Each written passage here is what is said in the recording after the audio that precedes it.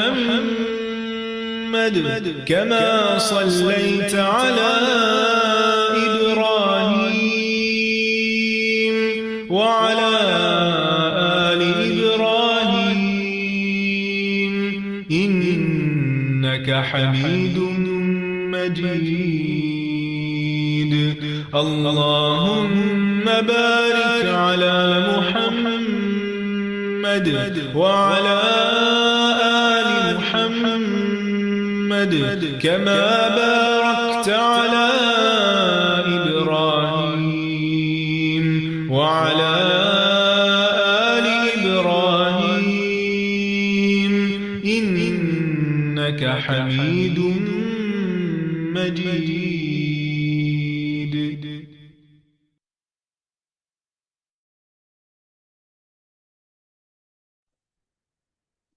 السلام علیکم ورحمۃ اللہ وبرکاتہ.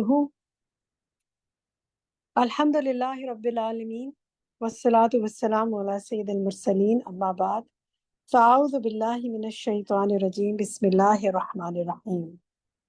میرے سب ساتھیوں، آپ سب کو اس پروگرام میں خوش آمدید. صحیح بخاری کورس ہے جس کا انشاءاللہ آج سے ہم آغاز کر رہے ہیں.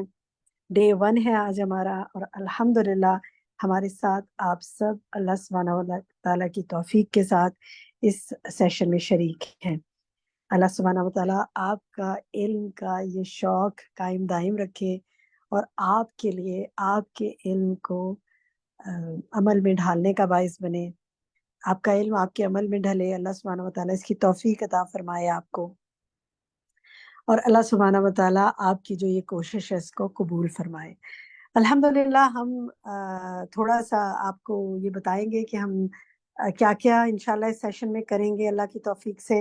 سب سے پہلے ہم دعا مانگتے ہیں علم کے حوالے سے. کچھ اللہ سبحانہ و تعالیٰ سے دعا کرتے ہیں کہ اللہم انفعنا بما علمتنا وعلمنا ما ینفعنا وزدنا علما. جو علم ہم حاصل کریں اللہ تعالیٰ ہمارے لیے اس کو فائدہ مند بنائے اور ہمیں فائدہ مند علم عطا فرمائے اور ہمارے علم میں اضافہ فرمائے. اور دعا مانگتے ہیں کہ رب اشرح لی صدری ویسر لی امری واحلل عقدۃ من لسانی یفقہوا قولی. اللہ سبحانہ و تعالیٰ میرے اور آپ کے سینے کو کھول دے، ہماری زبان کی گرہ کھول دے، اور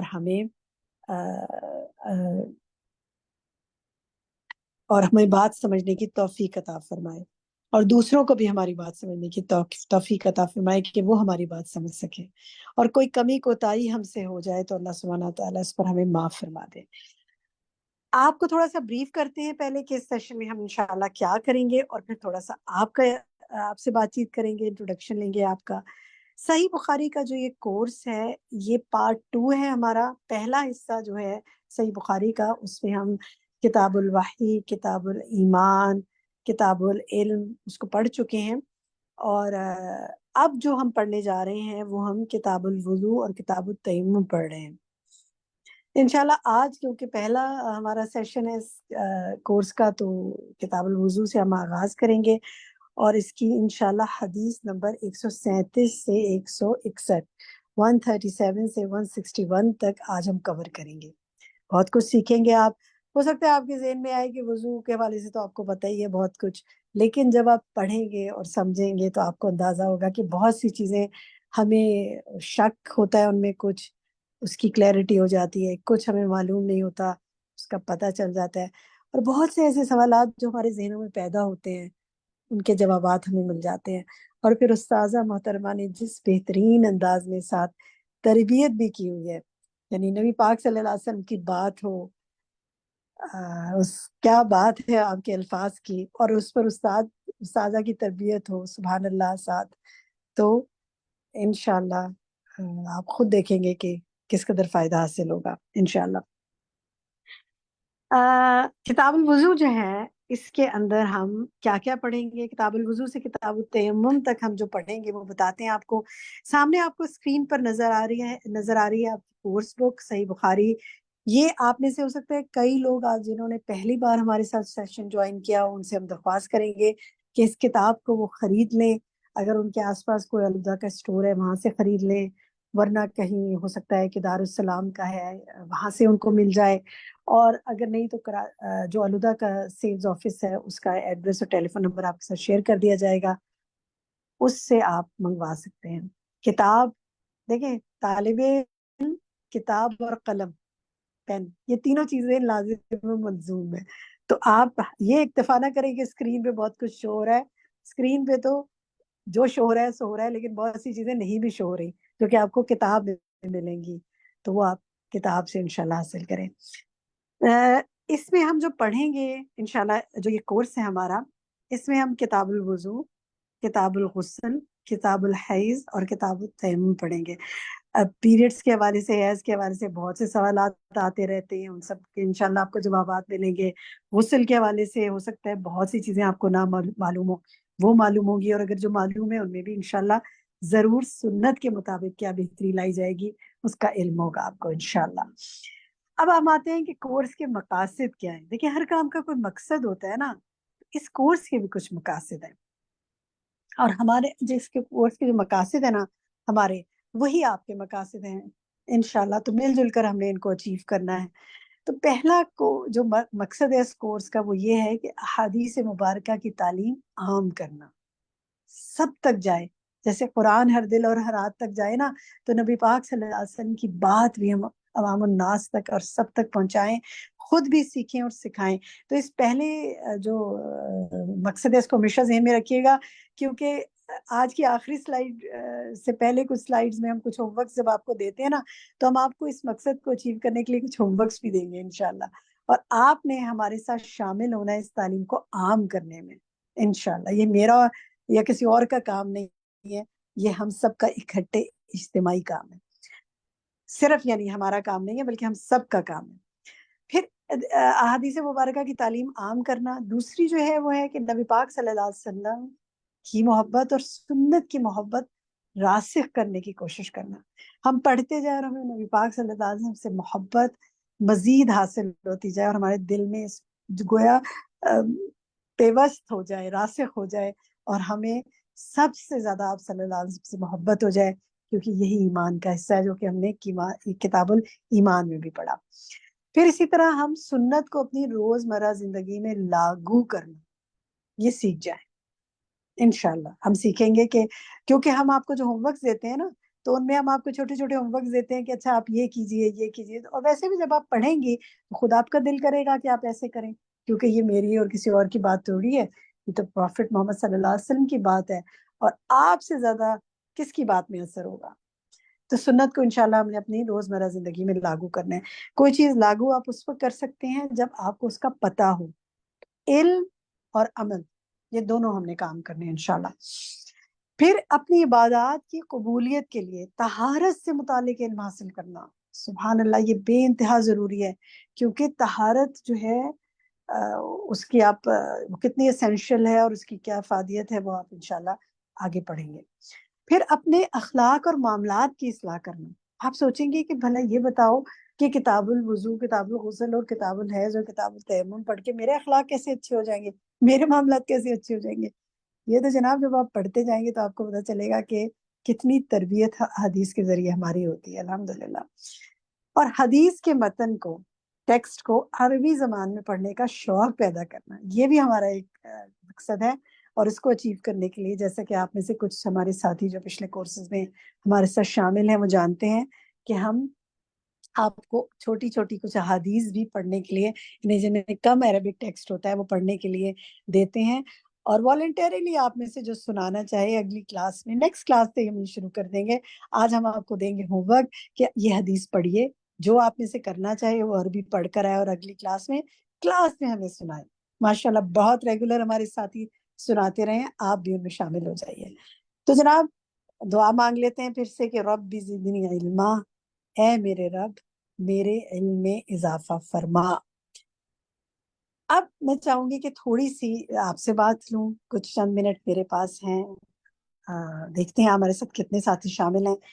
ہو سکتا ہے آپ میں سے کوئی ساتھی بالکل نئے پہلی دفعہ شامل ہوئے ہوں، جو ساتھی آج فرسٹ ٹائم ہمارے ساتھ اس کورس میں شامل ہو رہے ہیں، یا جن کا فرسٹ سیشن ہے ہمارے ساتھ، اس سے پہلے کوئی سیشن نہیں لیا، اپنے ہینڈ ریز کریں تو آپ کو بات کرنے کا موقع دیتے ہیں۔ ہاں مجھے یاد آئے ایک بات بتاتی جاؤں، ہماری کلاس کا اصول جس نے بات کرنی ہے ہاتھ کھڑے کرنے ہیں، اور جب اس کا نام لیا جائے تو اس نے بات کرنی ہے۔ تو میں پھر سے دہراؤں گی، وہ ساتھی ہینڈ ریز کریں جو آج فرسٹ ٹائم ہمارے ساتھ شامل ہیں کسی بھی سیشن میں۔ سلمہ صادق، آپ بات کیجئے۔ سلمہ صادق کا مائک کا آپشن دیں ان کو۔ جی سلمہ۔ السلام علیکم ورحمۃ اللہ وبرکاتہ میم۔ وعلیکم السلام ورحمۃ اللہ وبرکاتہ۔ سلمہ فرمائیے۔ میم میں بیسیکلی نرس ہوں، میں نے 10 ایئرس مکہ میں کیا تھا، میں نے کچھ قرآن تجوید کے میں بھی آپ کے ساتھ اس میں اپائنٹمنٹ تھی، تب میں نے کورسز جوائن کیے ہوئے تھے۔ ابھی میں ادھر سے چھوڑ کے ادھر آ گئی ہوں، پاکستان میں ہوں ایز اے ہاؤس وائف جس طرح ہوتا ہے، اور یعنی کہ اس کے بعد لاسٹ بس یہی میں نے آپشن چوز کیا، اپنی زندگی کا مقصد جو ہے یعنی کہ جاب وغیرہ چھوڑ کے اللہ اور اس کے رسول کے راستے پہ چلنا، اس میں میں نے قرآن کو تفسیر کے ساتھ سٹارٹ کیا ہوا ہے۔ ابھی جسٹ میرا فرسٹ پارہ ہی چل رہا ہے، وہ کسی اور کے ساتھ ہے، اور یہ یعنی کہ فرسٹ ٹائم اس گروپ میں اس میں آئی ہوں، احادیث کے گروپ میں میرا فرسٹ سیشن ہے۔ اور خوش آمدید۔ تھینک یو، جزاک اللہ خیر میم۔ اور باقی دورہ قرآن جو ہے وہ میرا بھی عائشہ خالد کا تھا، مگر میں اس میں سنتی رہی ہوں ڈاکٹر فرحت ہاشمی کا ہی سنتی رہی ہوں، ان کا آپ لوگوں کا میں نے آپ کی آواز سنی ہوئی ہے اس میں، یعنی کہ میں جسٹ سنتی رہی ہوں۔ کچھ اینڈ پہ جو ٹھیک ہے، سیشن ہوتے تھے جو ڈسکشن کے، اور وہ بھی سنے تھے، کوسچن آنسر کے بھی، تو وہ یعنی کہ وہ میں سنتے، وہ مجھے تھوڑا سا آئیڈیا ہے۔ جزاک اللہ خیر۔ مجھے بہت خوشی ہو رہی ہے کہ الحمدللہ آپ نے بڑی اچھا اسٹیپ لیا ہے کہ آپ قرآن بھی پڑھ رہی ہیں اور ساتھ حدیث بھی پڑھ رہی ہیں، کیونکہ قرآن پاک کو پڑھنے کے لیے حدیث کو سمجھنا بہت ضروری ہے۔ تو اللہ تعالیٰ آپ کے علم و عمل میں برکت فرمائے اور آپ کی کوششوں کو قبول فرمائے۔ انشاءاللہ ہمارے ساتھ رہیے گا۔ اور ایک ساتھی اور جن سے بات لینا چاہیں گے، رحاب احمد، فرمائیے۔ السلام علیکم۔ وعلیکم السلام۔ میں فرسٹ ٹائم اس طرح سے آ رہی ہوں، مطلب ایک سیشن جو لیٹ ملا ہے۔ ویسے تو میں ہومیوپیتھک ڈاکٹر ہوں، لیکن جیسے ہوتا ہے کہ ہم یوتھ ہیں نا، ہم لوگ نماز قرآن سے احادیث سے دور رہتے ہیں۔ تو رمضان میں نے ان کا فرحت ہاشمی کا دیکھا تھا، جس طرح وہ بیانات دیتی یوٹیوب پہ، ایسے اسکرول کرتے ہوئے ان کا ایک کلپ آ گیا، سو پھر میں نے جوائن کیا تھا، لیکن ابھی عید کی وجہ سے مصروفیت رہی تو فارغ ہو کے ہم آ ہی نہیں سکے اس لائن میں۔ تو انشاءاللہ میں نے آج سے یہ شروع کی ہیں کلاسز لینا۔ Reham most welcome. بہت اچھا لگا مجھے آپ سے بات کر کے، ینگ لوگوں سے بات کر کے تو بہت اچھا لگتا ہے، اس لیے کہ اور انرجی آتی ہے ہم میں بھی۔ اور بالکل ماشاءاللہ آپ لوگ آپ جیسے فرما رہی ہیں کہ جس ایج میں آپ ہیں، ینگ ہے، آواز سے بھی محسوس ہو رہا ہے، تو آپ لوگ جب سیکھیں گے تو اگلی نسلوں تک انشاءاللہ لے کر خیر کو جائیں گے۔ انشاءاللہ اسی طرح آگے سے آگے بات ٹرانسفر ہوگی۔ اللہ تعالیٰ آپ کے علم و عمل میں بہت برکت فرمائے۔ انشاءاللہ ہمارے ساتھ رہیے گا۔ سائمہ فاطمہ،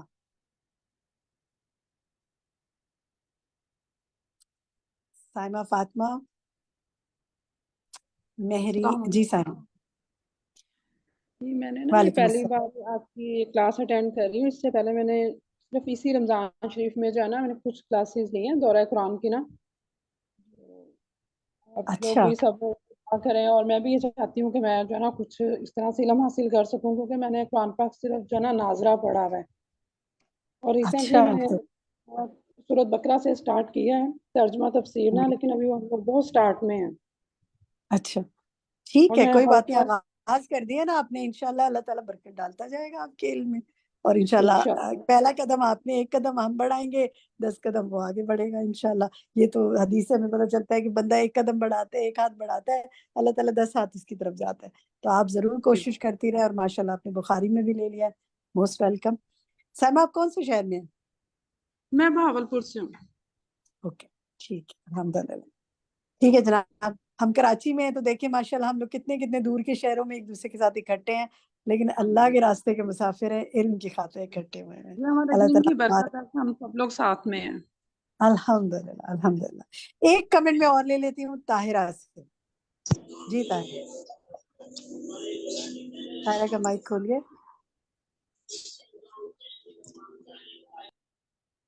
अच्छा, उनका माइक नहीं खुल रहा। तायरा का माइक खुल गया। जी फरमाइए। अस्सलाम वालेकुम। वालेकुम अस्सलाम। जी अस्सलाम तायरा। वालेकुम। जी वालेकुम जी अस्सलाम। जी मैं हाउस वाइफ हूँ। मैं ऑलरेडी कर रही हूँ, मतलब आप लोगों के साथ मैं फर्स्ट टाइम शामिल हुई हूँ, लेकिन प्राइवेट जो आपके ग्रुप्स होते हैं उसमें मैं उनके साथ तर्जुमा तफसीर भी पढ़ रही हूँ, और तजवीद भी अल्हम्दुलिल्लाह बहुत बेहतर हो गई है पहले से। और बाकी अहदीस का मैंने कभी नहीं लिया, आप लोगों के साथ भी कभी कोई लाइव कोर्स मैंने नहीं किया। और हाँ जी, मैंने डॉक्टर साहिबा का इस दफ़ा दौरा कुरान अल्हम्दुलिल्लाह यूट्यूब पे कंप्लीट किया है, खुद ही रमजान शरीफ में ना घर में सुन के। बारकल्लाह फीक। तो जनाब, मुझे बड़ी खुशी हो रही है आप सब साथियों से, नए साथियों से मिलके भी, और माशाल्लाह बहुत से नाम मैं देख रही हूँ हमारे ऐसे साथियों के जो रेगुलर कोर्सेज में हमारे साथ शामिल हैं। आप सबको दिल की गहराइयों से खुशामदीद फिर से, क्योंकि साथी ज्वाइन करते जा रहे हैं। और इस दुआ के साथ जो आपके साथ स्क्रीन पे है कि रब ज़िदनी इल्मा, ए मेरे रब मेरे इल्म में इजाफा फरमा। आप भी इस पे आमीन कहें, आप भी दुआ मांगें। अब हम आज के सेशन का आगाज करते हैं। थोड़ा सा आपको पैटर्न बता दें। हम सबसे पहले इंशाल्लाह किताबुल वज़ू की हदीस नंबर 137 से 161, 137 से 161 तक का लेसन सुनेंगे उस्ताज़ा मोहतरमा की आवाज़ में, और फिर उसके बाद इंशाल्लाह हम आपके साथ इस पर डिस्कशन करेंगे। गौर से सुनिएगा, क्योंकि सवालात हमने आपके लिए बनाए हुए हैं ऐसे कि जिनसे हम थोड़ा सा अंदाजा लगा सकें कि आपने कितनी बात को समझा। आपके रिफ्लेक्शंस भी लेंगे, और एंड में एक बड़ा इंटरेस्ट और कुछ होमवर्क्स भी देंगे आपको। और एंड में एक बड़ा इंटरेस्टिंग सेशन होता है। जिन साथियों ने आज पहली दफा लिया उनके लिए तो खास तौर पे बहुत इंटरेस्टिंग होगा, लेकिन उनके लिए भी बहुत मजे का होता है कि जो बहुत पहले से साथी हैं। वो है क्विज पोल, जिसमें कि फौरन देयर एंड देन आपको सवालात को हल करना है, और वहीं पर आपको उसके जवाबात मिल जाएंगे इंशाल्लाह। तो चलिए हम ये करते हैं अब कि आज की हदीस को सुनते हैं, और इंशाल्लाह फिर जिनको अभी मौका नहीं मिला बात करने का, उनमें से जो अल्लाह की तौफीक होगी इंशाल्लाह सेशन के एंड में जब डिस्कशन होगा तो उस वक्त मौका मिलेगा इंशाल्लाह। तो चलते हैं अपने एडमिन की तरफ। जी, ओवर टू यू। नहमदुहु व नुसल्ली अला रसूलिहिल करीम, अम्मा बाद, फ़अऊज़ु बिल्लाहि मिनश शैतानिर रजीम, बिस्मिल्लाहिर रहमानिर रहीम, रब्बि शरह ली सदरी व यस्सिर ली अमरी, वहलुल उक़दतम मिन लिसानी यफ़क़हू क़ौली। किताबुल वुदू, वुदू का माना होता है सफ़ा और नूर, यानी सफाई और नूर, रोशनी। और वुजू इन दोनों चीजों का सबब है। दुनिया में सफाई होती है और क़यामत के दिन ये आज़ाद चमकेंगे, रोशनी मिलेगी। इस्लाम में तहारत को बुनियादी मकाम हासिल है। आप सल्लल्लाहु अलैहि वसल्लम ने फरमाया तहूरु शत्रुल ईमान, शत्रु होता है बहुत बड़ा हिस्सा, ईमान का एक बहुत बड़ा हिस्सा पाक साफ रहना है। तहारत के 4 मरातिब होते हैं। नंबर 1, जाहिरी जिस्म को नजास्तों से पाक रखना, हुक्मी भी और हिस्सी भी। हिस्सी का मतलब होता है कि जो नजर आ रही हो नजासत, और हुक्मी क्या है, जैसे वुजू नहीं रहा तो आप क्या करते हैं, बज़ाहिर तो आपको कोई गंदगी नहीं लगी लेकिन आप उसको पाक करते हैं, दोबारा वुजू करते हैं। दूसरा है अपने जिस्म और आज़ा को गुनाहों से बचाना, ये भी तहारत में शामिल है। यानी हाथ से, जबान से कोई ऐसी बात न करना कि जो गुनाह की हो। नंबर 3, कल्ब को, दिल को बदगुमानी, हसद, मैल कुचैल से पाक रखना, ये भी तहारत में है। और नंबर 4, बातिन को, यानी इंसान के अंदर जो कुछ है छुपा हुआ, उसको गैर अल्लाह से पाक कर देना, हर तरह के शिर्क और अल्लाह के सिवा जो कुछ है उन सब से पाक कर देना। ये है तहारत के 4 दर्जे या मर्तबे। इब्तिदा कहाँ से होती है? जाहिरी नजास्तों को दूर करने से, जाहिरी आमाल में गंदगी को दूर करने से। नतीजा और असर उसका कहाँ जा लगता है? दिल पर। इंतहा क्या होती है और आखिरी बात क्या होती है, कहाँ पहुंचता है मामला कि इंसान अल्लाह के सिवा किसी का नहीं रहता। यानी जो मकाम अल्लाह ताला का होता है, वल्लज़ीना आमनू अशद्दु हुब्बन लिल्लाह, फिर इंसान की मोहब्बत अल्लाह ताला से हर चीज से बढ़ के हो जाती। तो ये तहारत का आला तरीन मर्तबा है, और ये एक दूसरे के साथ जरूरी भी है। मसलन अगर आप वुजू तो खूब कर रहे हैं, नमाजें तो पढ़ रहे हैं, लेकिन साथ झूठ बोल रहे हैं, चोरी भी करते हैं, दूसरे पे हाथ भी चला जाते हैं, तो तहारत नामुकम्मल रही। मसलन आप जुबान से तो किसी को कुछ नहीं कहते, चुप रहते हैं, लेकिन दिल के बड़े खोटे हैं, بغض بھرا ہوا ہے، حسد بھرا ہوا ہے، تو یہ بھی طہارت کے خلاف۔ مثلاً آپ کسی کو تو کچھ نہیں کہتے، بغض اور حسد نہیں رکھتے، لیکن دل میں دنیا کی محبت کوٹ کوٹ کے بھری ہوئی ہے، تو طہارت نہیں ہے۔ دل میں اللہ کی محبت ہر چیز سے بڑھ کے ہو، کیسے پتہ چلے گی؟ اللہ کی خاطر سب کچھ قربان کر سکتی ہوں، لیکن یہ مرحلہ آخر میں آتا ہے۔ تو یہاں پہلے مرحلے کی بات ہے، اور امام بخاری یہاں یہ باب اس لیے لائے ہیں کہ سب سے پہلے جس چیز کا علم حاصل کرنا ضروری ہے وہ اپنے جسم کو پاک صاف کرنے کا، یعنی ظاہر کو، اور پھر اس سے عبادات ثابت ہوتی ہیں۔ عبادت ہوتی نہیں، قبول نہیں ہوتی عبادت جب تک کہ انسان پاک نہ ہو، اور پاکی کے لیے سب سے پہلا قدم وضو کرنا، جو دن میں انسان کم از کم 5 بار تو کرتا ہی ہے، زیادہ بھی کر سکتا ہے۔ بسم اللہ الرحمن الرحیم، باب ما جاء فی الوضوء وقول اللہ عز وجل اذا قمتم الى الصلاة فاغسلوا وجوہکم۔ وضو کے بارے میں اللہ سبحانہ وتعالیٰ کا قول ہے، اذا قمتم، جب کھڑے ہو تم، الى الصلاة، نماز کی طرف، فاغسلوا وجوہکم، تو اپنے چہروں کو دھو لو، وایدیکم، اور اپنے ہاتھوں کو، الى المرافق، کوہنیوں تک، وامسحوا، اور مسح کرو، برؤوسکم، اپنے سروں کا، وارجلکم، وارجلکم ہے، زبر کے ساتھ آنا چاہیے، اور اپنے پاؤں کو دھو لو، الی الکعبین، ٹخنوں تک۔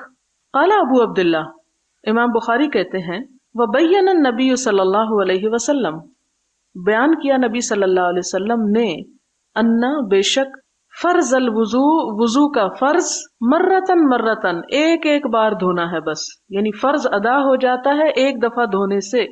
وتودع ایضا مرتین، آپ صلی اللہ علیہ وسلم نے کچھ مرتبہ 2 دفعہ بھی صرف دھویا، یعنی ایک دفعہ بھی دھویا اور 2 مرتبہ بھی دھویا، وثلاثن، اور 3 مرتبہ بھی، یعنی وضو کے اعضاء کو ایک مرتبہ دھونے سے فرض ادا ہو جاتا ہے، لیکن 2 دفعہ بھی دھویا جا سکتا ہے اگر پانی کم ہو، لیکن اگر پانی وافر ہو تو 3 مرتبہ دھونا افضل ہے۔ جس نے ایک مرتبہ دھویا اس کو آپ کافر یا فاسق نہیں کہہ سکتے۔ اب یہاں ان مسائل میں یہ چیز آپ کو اچھی طرح ذہن نشین ہو جانی چاہیے کہ کسی کام کے اگر کرنے کے 2 یا 3 طریقے بتائے گئے ہیں تو اس میں آپ اپنی سہولت کے مطابق جو لے رہے ہیں لے لیجئے، اور جو دوسرے کو پسند ہے اس کو کرنے دیجئے، جھگڑے نہیں۔ ولم یزد علی ثلاث، ہاں 3 سے زیادہ کا ذکر نہیں ہے، 3 سے زیادہ نہ کیا جائے، 3 کے اندر جو بھی کرتا ہے 3 بار کے اندر وہ ٹھیک کر رہا ہے۔ وَكَرِهَ أَهْلُ الْعِلْمِ، اور ناپسند کیا اہل علم نے، الاسراف فیہ، اس معاملے میں اسراف کرنا، حد سے بڑھنا، زیادہ پانی استعمال کرنا، بہت زیادہ مرتبہ دھونا۔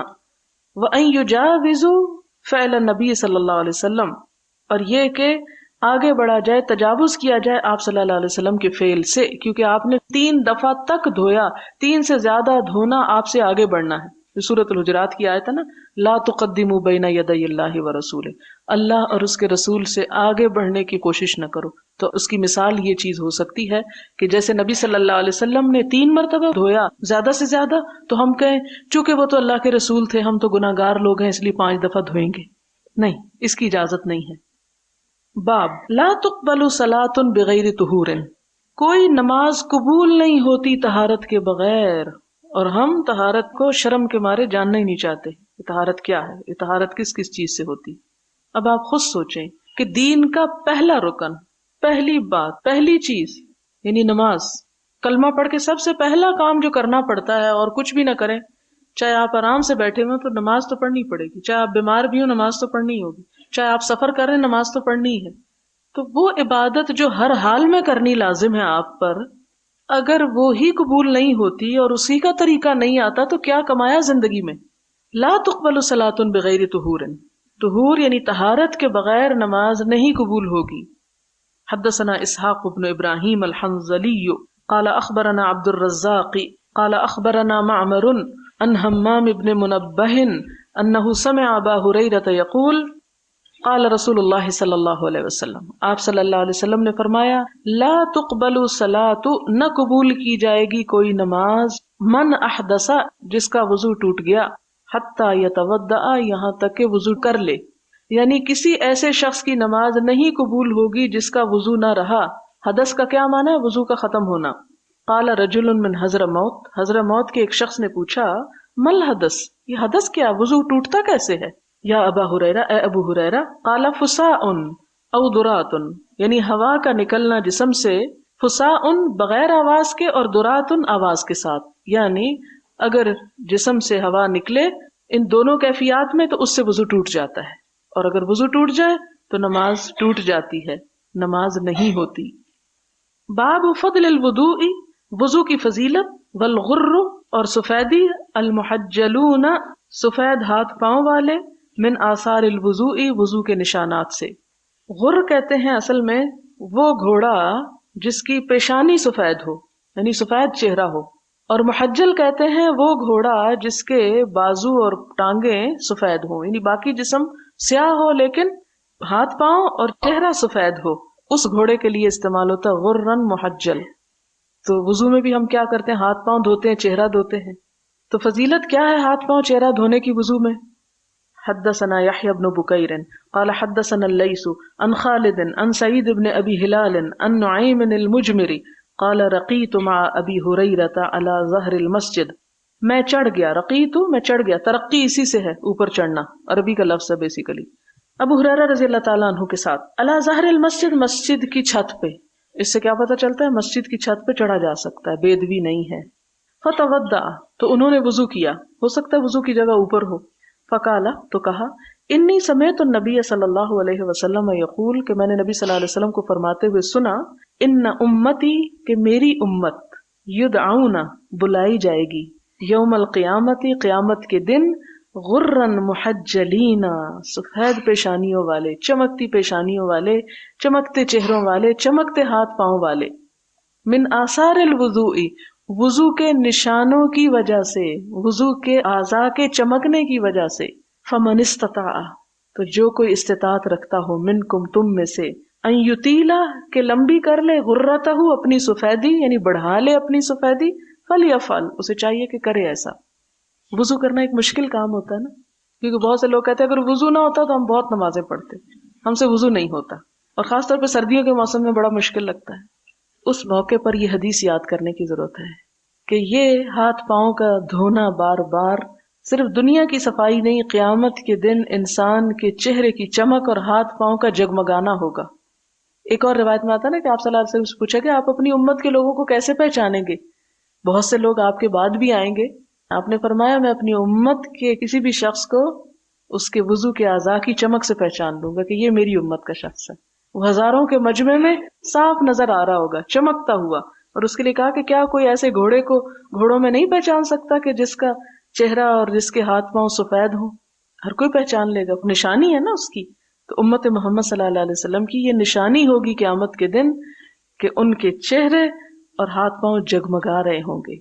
فرمایا جس نے جتنی سفیدی اس کا وولٹیج جتنا بڑھانا بڑھا لے، یعنی جتنا وضو زندگی میں زیادہ کیا ہوگا، اس کا یہ نہیں مطلب باتھ روم سے نہ نکلے آپ، مطلب یہ کہ سستی نہ کریں، جب کرنے کی ضرورت پیش آئے تو خوشی سے کر لیں۔ بہت دفعہ ایسا ہوتا ہے کہ نماز کا وقت قریب ہوتا ہے تو ہمیں بازو کا ٹائلٹ جانے کی ضرورت ہوتی ہے تو ہم کہتے ہیں نہیں پہلے جلدی جلدی ہم نماز پڑھ لیں تاکہ وضو، تو ایسے موقع پر منع کیا گیا ہے کہ اگر پیشاب آ رہا ہے تو پہلے اس سے فارغ ہو پھر نماز پڑھو، یعنی زبردستی کی نماز نہ پڑھواؤ۔ لیکن چونکہ وہ سستی ہوتی ہے شیطان کی طرف سے تو اس موقع پر وولٹیج کی بات یاد کر لیں کہ ذرا سا پاور ایک گنا اور بڑھ جائے گی، اس لیے وضو کر ہی لیتی ہوں۔ باب لا یتوضأ من الشک حتی یستیقن، باب کے نہ وضو کرے شک کی وجہ سے، یعنی اگر کسی کو شک ہوا ہو کہ پتہ نہیں وضو ہے یا نہیں تو دوبارہ وضو کرنے کی ضرورت نہیں، حتی یستیقن یہاں تک کہ یقینی بات ہو جائے کہ واقعی وضو نہیں ہے۔ دیکھیں نا کتنا آسان دین ہے ہمارا کہ شک کی وجہ سے تم اپنے آپ کو مشقت میں نہ ڈالو۔ حدثنا علی قال حدثنا سفیان قال حدثنا الزہری عن سعید بن المسیب عن عباد بن تمیم عن امہ انہ شکا الی رسول اللہ صلی اللہ علیہ وسلم الرجل، شکایت کی ایک شخص نے آپ صلی اللہ علیہ وسلم سے، الذی یخیل الیہ کہ جس کو خیال آتا تھا، انہ یجد الشیء فی الصلاۃ کہ نماز میں وہ کوئی چیز پاتا ہے، یعنی اسے نماز میں شک گزرتا تھا جیسے اس کے جسم سے کوئی چیز نکلی ہے تو اس کا وضو نہیں رہا۔ فقال لا ينفتل، تو آپ نے فرمایا نہ چھوڑے نماز، لا ينفتل یعنی نہ چھوڑے نہ مڑے، یعنی نماز نہ توڑے صرف شک کی وجہ سے کہ اگر اس کو وہم گزرا ہو کہ میرے جسم سے کچھ نکلا ہے اور میرا وضو نہیں رہا تو نہ چھوڑے۔ او لا ينصرف یا نہ پھرے، حتی يسمع صوتا یہاں تک کہ وہ کوئی آواز سنے مثلاً اگر اس کو یہی شک ہے کہ ہوا نکلنے سے وضو ٹوٹا ہے تو جب تک کوئی آواز نہ سنے او یجد ریحن یا بو محسوس نہ کرے نماز نہ توڑے. کیونکہ بہت سے لوگ کہتے ہوئے سنے کہ ہمیں شک رہتا ہے پتہ نہیں ہمارا وضو ہے یا نہیں، اور اس قسم کے توہمات میں مبتلا ہو کہ یا نماز ہی نہیں پڑھتے یا پڑھتے ہیں تو بے چینی سے. فرمایا بے چینی دور کر لو. دو واضح علامات اگر اس میں سے کوئی محسوس کرو تو پھر وضو ختم ہوگا، ادروائز نہیں. باب التخفیف فی الوضوء، وضو میں ہلکا پن کا بیان، یعنی ہلکا وضو کرنا وہ کیسے ہوتا ہے؟ صرف پانی بہا دینا اور ایک دفعہ دھونا.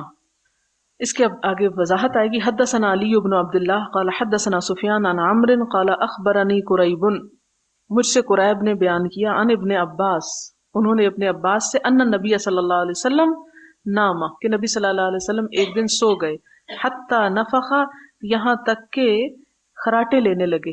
نفخ سانس کی آواز کو کہتے ہیں، پیچھے غتیت اور خطیت آیا ہے، یہاں نفخ. ثم صلی، پھر آپ نے اٹھ کے نماز پڑھی. وربما قال استجع، یا یہ الفاظ تھے کہ سوئے، حتی نفخ، یہاں تک کہ سانس کی آواز آنے لگی. ثم قام، پھر کھڑے ہوئے. فصلی، پھر نماز پڑھی. ثم حدثنا به سفیان مرتن، ہم سے ایک دفعہ سفیان نے بیان کیا، بعد مرتن، ایک بار کے بعد، عن عمرو عن قریب عن ابن عباس قال، ابن عباس کی یہ روایت بار بار انہوں نے ہم سے بیان کی، مرتن بعد مرتن.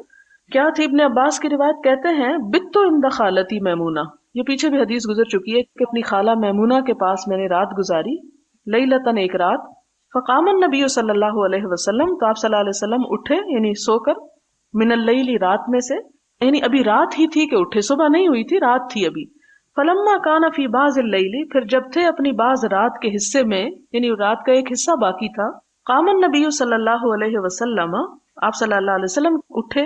فتودع، پھر آپ نے وضو کیا. کہاں سے وضو کیا؟ من شن معلق، ایک لٹکتے ہوئے مشک سے، مشکیزہ جو لٹک رہا تھا، یعنی پانی کی چھاگل جو لٹک رہی تھی، اس سے وضو کیا.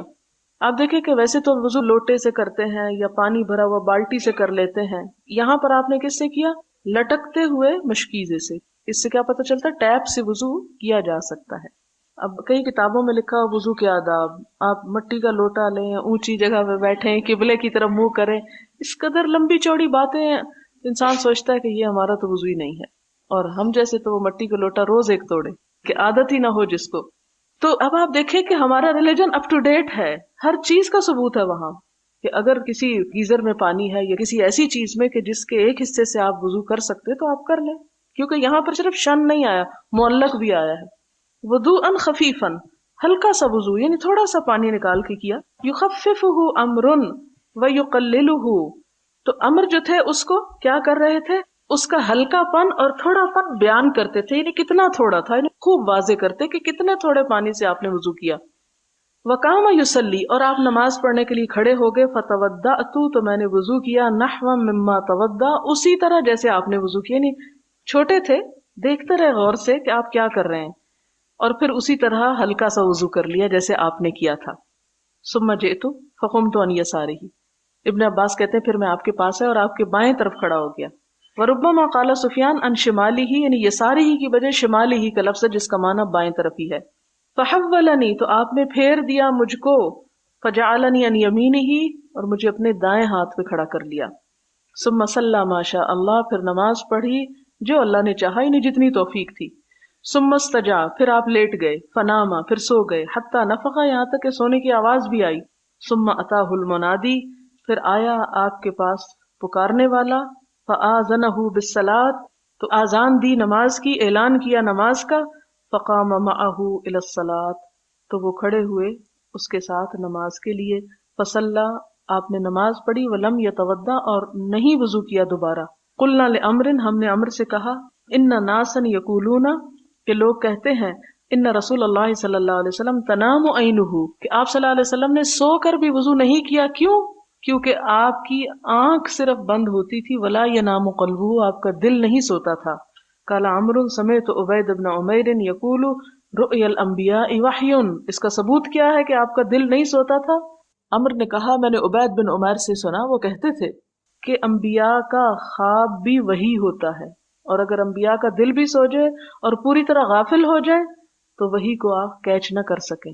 ثم قرأ پھر پڑھا انی ارا فی المنام انی اذبحک کہ ابراہیم علیہ السلام نے کہا کہ میں نے خواب میں تجھے ذبح کرتے دیکھا ہے۔ اس سے آپ دیکھیں امام بخاری کی ذہانت ہے، سب سے پہلے وحی لے آئے کہ وہی پہ یقین ہوگا اس کے طریقوں پہ تو باقی باتیں بھی سمجھ آ جائیں گی۔ اب یہاں کیا ہے کہ انبیاء کا خواب جو ہے اس میں بھی وحی آتی ہے۔ آپ صلی اللہ علیہ وسلم کی وحی کی ابتدا کہاں سے ہوئی تھی؟ سچے خوابوں سے۔ اب یہ حکم صرف آپ صلی اللہ علیہ وسلم کے لیے خاص ہے، ہم نہیں یہ نہیں کر سکتے کہ وضو کر کے سو جائیں اور خراٹے لیں اور اٹھ کے پھر نماز شروع کر دیں، یہ ہمارے لیے نہیں ہے، کیونکہ ہمارے دل بھی سو جاتے ہیں، ہم کو نہیں پتا چلتا کہ ہم کس حال میں کہاں پڑے ہوئے ہیں۔ اس لیے اس حدیث کا یہ مطلب ہرگز نہیں نکلتا کہ اگر آپ صلی اللہ علیہ وسلم نے ایسا کیا تو ہم بھی ایسا ہی کر لیں۔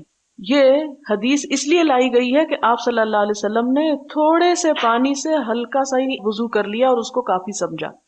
آپ کہیں گے اچھا کیا ضرورت تھی ہلکا وضو کرنے کی؟ بات یہ ہے کہ عرب کے صحرائی علاقوں میں پانی بڑا مشکل ملتا تھا، اور اب بھی دنیا کے ہر حصے میں ہر جگہ یہ حال نہیں جو ہمارے ہاں ہے، اور ہمارے ہاں بھی کبھی کبھی پانی کی قلت ہو جاتی ہے۔ تو اس میں اب ہم یہ کہیں کہ جب تک ہم کو اتنا پانی نہ ملے کہ ہم خوب پانی بہائیں تو گویا ہمارا وضو ہی نہیں ہے، تو یہ بات نہیں ہے۔ کم سے کم پانی میں ایک دفعہ ساری چیز کو بھگو لینا کافی ہو جاتا ہے، اس سے وضو مکمل ہو جاتا ہے۔ لیکن اس کا یہ مطلب نہیں کہ انسان ہمیشہ ہی تھوڑے سے پانی کو ٹچ کر کے تو چھوڑ دے، نہیں۔ اگلا باب اسباغ الوضو، وضو میں پانی خوب لگانا، ضائع نہیں کرنا ہے لیکن اچھی طرح بہانا۔ وقال ابن عمر، اور ابن عمر کہتے ہیں اسباغ الوضوء الانقاء، اسباغ الوضو کا مطلب ہے انقاء، یعنی صاف کرنا، خوب مل مل کے دھونا۔ ان دو احادیث میں اب کنٹراڈکشن نہیں کہ ایک جگہ پہ آیا تھوڑے سے پانی سے وضو کر لیا، دوسری جگہ آیا خوب مل مل کے دھویا، تو ہم کیا کریں؟ یہ تو مشکل ہوگی۔ نہیں، مشکل نہیں ہوئی، یہ بھی جائز ہے بوقت ضرورت، اور یہ بھی کیا جا سکتا ہے۔ جو کرنا چاہتے ہو دونوں میں سے اختیار کر سکتے ہو، کیونکہ ہمیشہ حالات ایک جیسے نہیں رہتے۔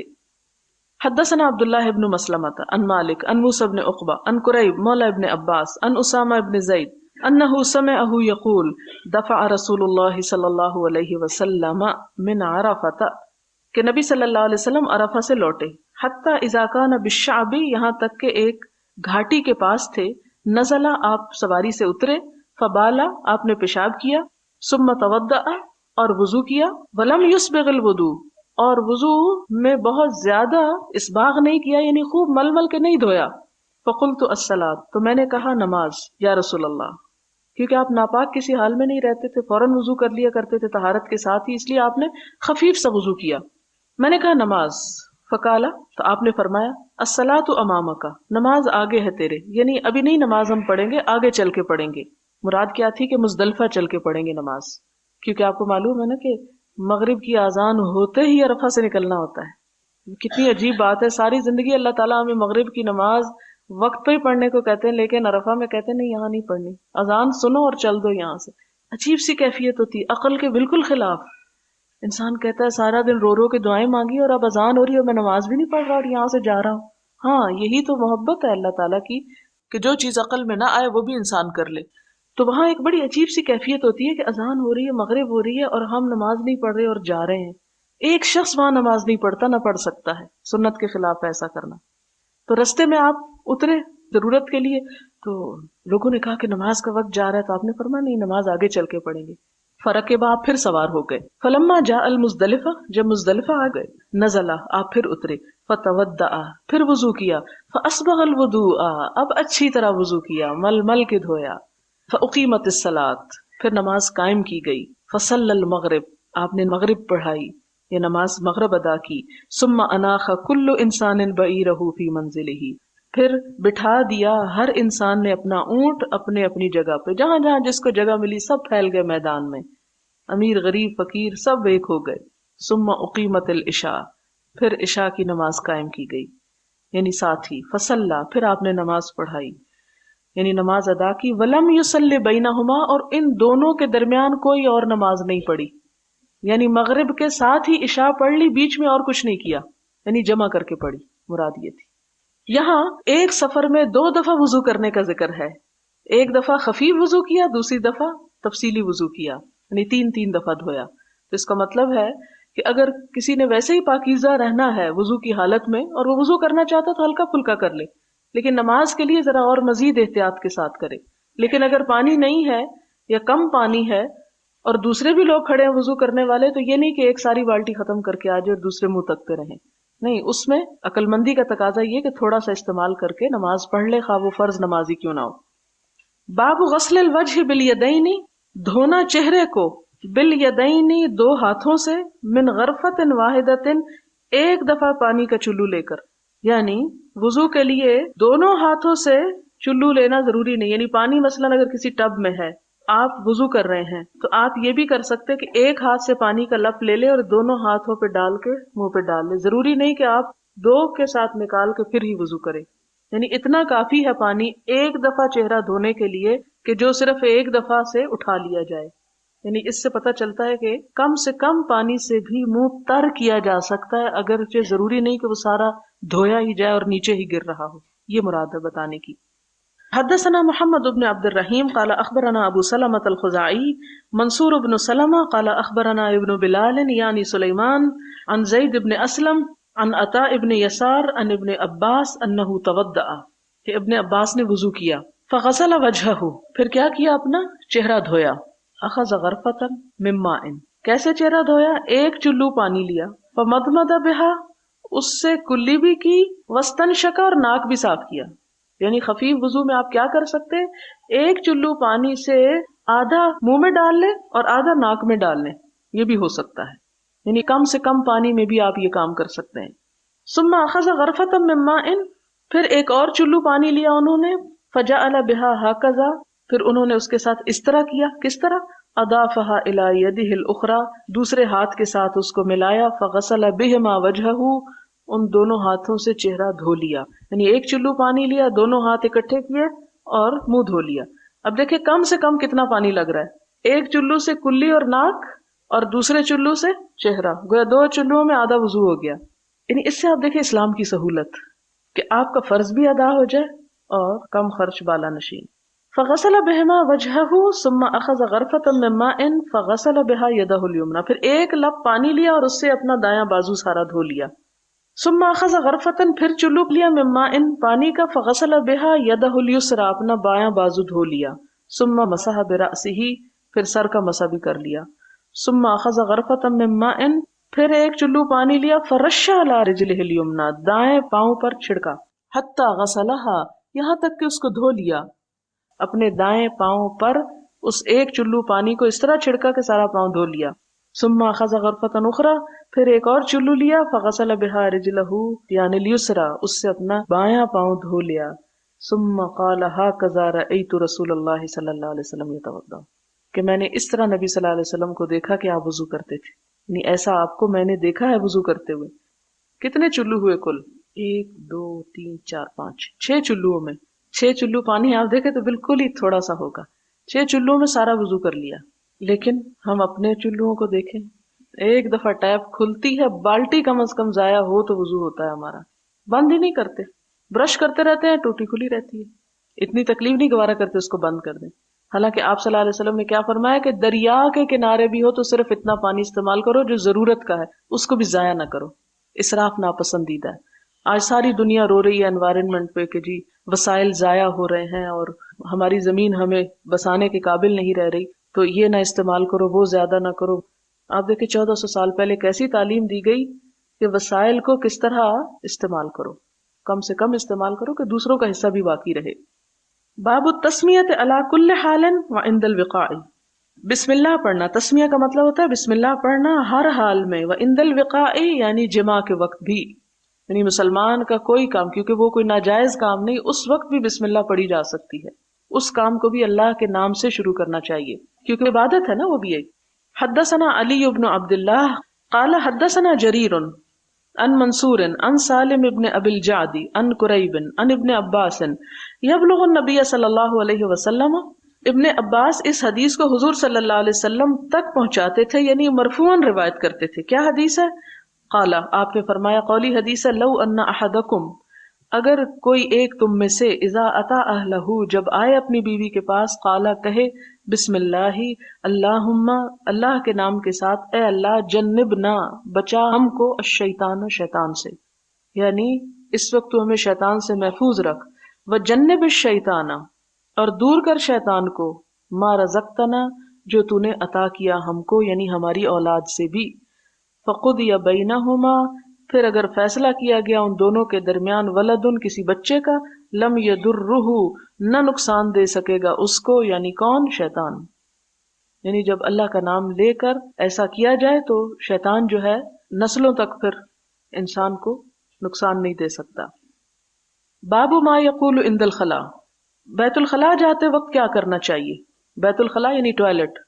حدثنا آدم قال حدثنا شعبۃ عن عبد العزیز بن صہیب قال سمعت انسا یقول، میں نے حضرت انس کو کہتے ہوئے سنا، کان النبی صلی اللہ علیہ وسلم اذا دخل الخلاء، کہ آپ صلی اللہ علیہ وسلم جب ٹوائلٹ جاتے تھے، قال فرماتے، اللہم انی اعوذ بک من الخبث والخبائث، اے اللہ میں تیری پناہ چاہتا ہوں جنوں اور جننیوں سے، کیونکہ ان کے مقامات گندی جگہ ہوتی ہیں، اور آپ کو معلوم ہے کہ جب انسان ننگا ہوتا ہے تو جو حفاظت کے فرشتے انسان کے ساتھ ہوتے ہیں وہ ہٹ جاتے ہیں، تو شیطان اس وقت اپنا وار پھر تیزی سے کرتا ہے، اس لیے ایسی دعا بتائی گئی کہ شیطان وہاں پہنچ ہی نہ سکے. تابعہ ابن عرعرۃ عن شعبۃ وقال غندر عن شعبۃ اذا اتى الخلاء، جب آئے بیت الخلاء میں، وقال موسیٰ عن حماد اذا دخل، جب داخل ہو جائے. یعنی آپ کس وقت پڑھیں، اب اس پہ بھی بحث ہو رہی ہے، کیا جب دروازہ کھول کے اندر آ جائے تو دروازہ کھولتے ہوئے داخل ہوتے ہوئے پڑھیں، یا جب ارادہ اور اس طرف انسان جا رہا ہو تو بالکل پاس پہنچنے سے ذرا پہلے بھی پڑھ لے، یعنی نیت یا ارادے کے ساتھ ہی پڑھ لے، یعنی دونوں چیزیں جائز ہیں. وقال سعید بن زید حدثنا عبد العزیز اذا اراد ان يدخل، کہ جب اس کا ارادہ ہو جائے کہ اندر جائے، یعنی اندر داخل ہوتے وقت، یعنی ایک قدم اندر ایک باہر، تو اس وقت یہ دعا پڑھی جا سکتی ہے. باب وضع الماء عند الخلاء، بیت الخلاء کے پاس پانی کا رکھنا. حدثنا عبداللہ بن محمد قال حدثنا ہاشم بن القاسم قال حدثنا ورقاء عن عبید اللہ بن ابی یزید عن ابن عباس ان النبی صلی اللہ علیہ وسلم دخل الخلاء.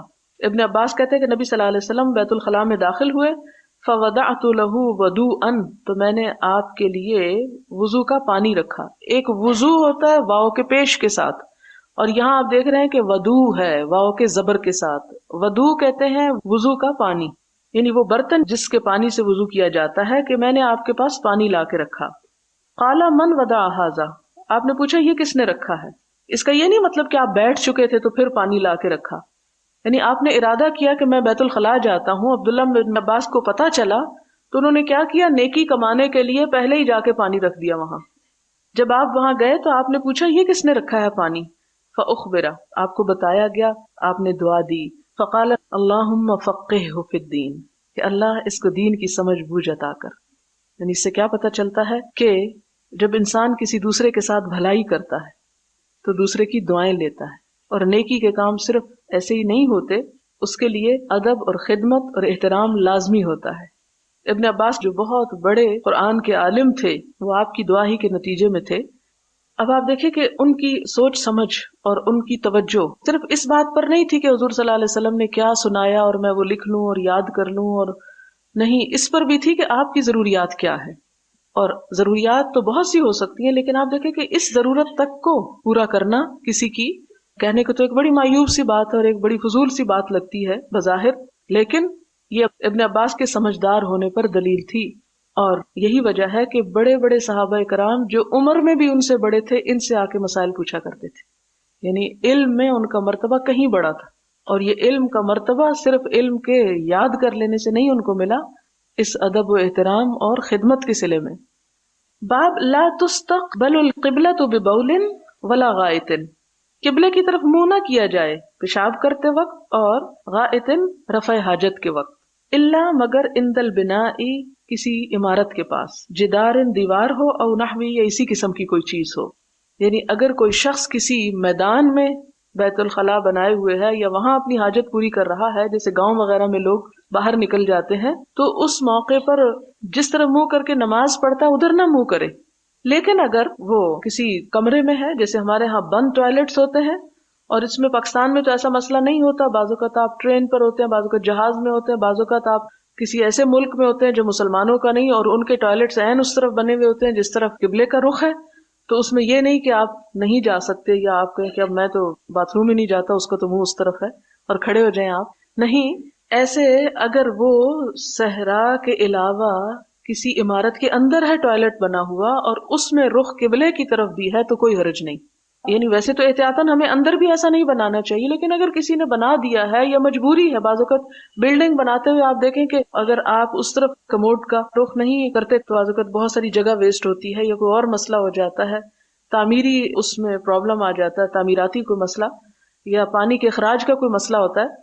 تو ایسی صورت میں اگر مجبوراً ادھر بھی بنانا پڑے تو بنا سکتے ہیں. کیوں؟ کیونکہ دیوار ہے سامنے. لیکن دیوار نہ ہو، جیسے آپ دیکھیں کہ نمازی کے آگے سے آپ نہیں گزر سکتے، لیکن اگر اس کے آگے کوئی آڑ رکھ دے تو آپ گزر سکتے ہیں. یہی حکم ہے کہ باتھ روم اگر دیوار کے پیچھے ہو اور قبلہ سامنے بھی ہو تو کوئی حرج نہیں، لیکن میدان میں جبکہ کوئی آڑ سامنے نہیں تو پھر قبلے کی طرف منہ نہ کریں. حدثنا آدم قال حدثنا ابن ابي ذئب قال حدثنا الزهري عن عطاء بن يزيد الليثي عن ابي ايوب الانصاري قال قال رسول الله صلى الله عليه وسلم اذا اتى احدكم الغائط، جب تم میں سے کوئی اپنی رفع حاجت کو آئے، فلا يستقبل القبلہ، نہ قبلے کو منہ کرے، ولا يولها ظهره، اور نہ اس کی طرف پیٹھ کرے. شرقوا وغربوا، یا مشرق کی طرف منہ کر لو یا مغرب کی طرف، کیونکہ مدینہ سے مکہ جو تھا جنوب کی طرف تھا اور مدینہ شمال کی طرف. باب من تبرز علی لبنتین، دو اینٹوں پر بیٹھ کر رفع حاجت کرنا، کیا اس کی اجازت ہے؟ یعنی کموڈ وغیرہ یوز کرنے کی یا ان چیزوں کی اجازت ہے؟ ایسا کیا جا سکتا ہے؟ اور میں کبھی کبھی سوچتی ہوں اتنی ڈیٹیلز کی ضرورت کیا تھی، تو پھر مجھے خیال آتا ہے کہ لوگ انہی مسائل میں بہت بال کی کھال اتارتے، یہ حلال ہے، یہ حرام ہے، یہ جائز ہے، یہ ناجائز ہے، ایسا کر سکتے ایسا نہیں کر سکتے، اس پہ کیوں بیٹھ گئے، یہ بدعتی ہو گیا، یہ فلانا ہو گیا.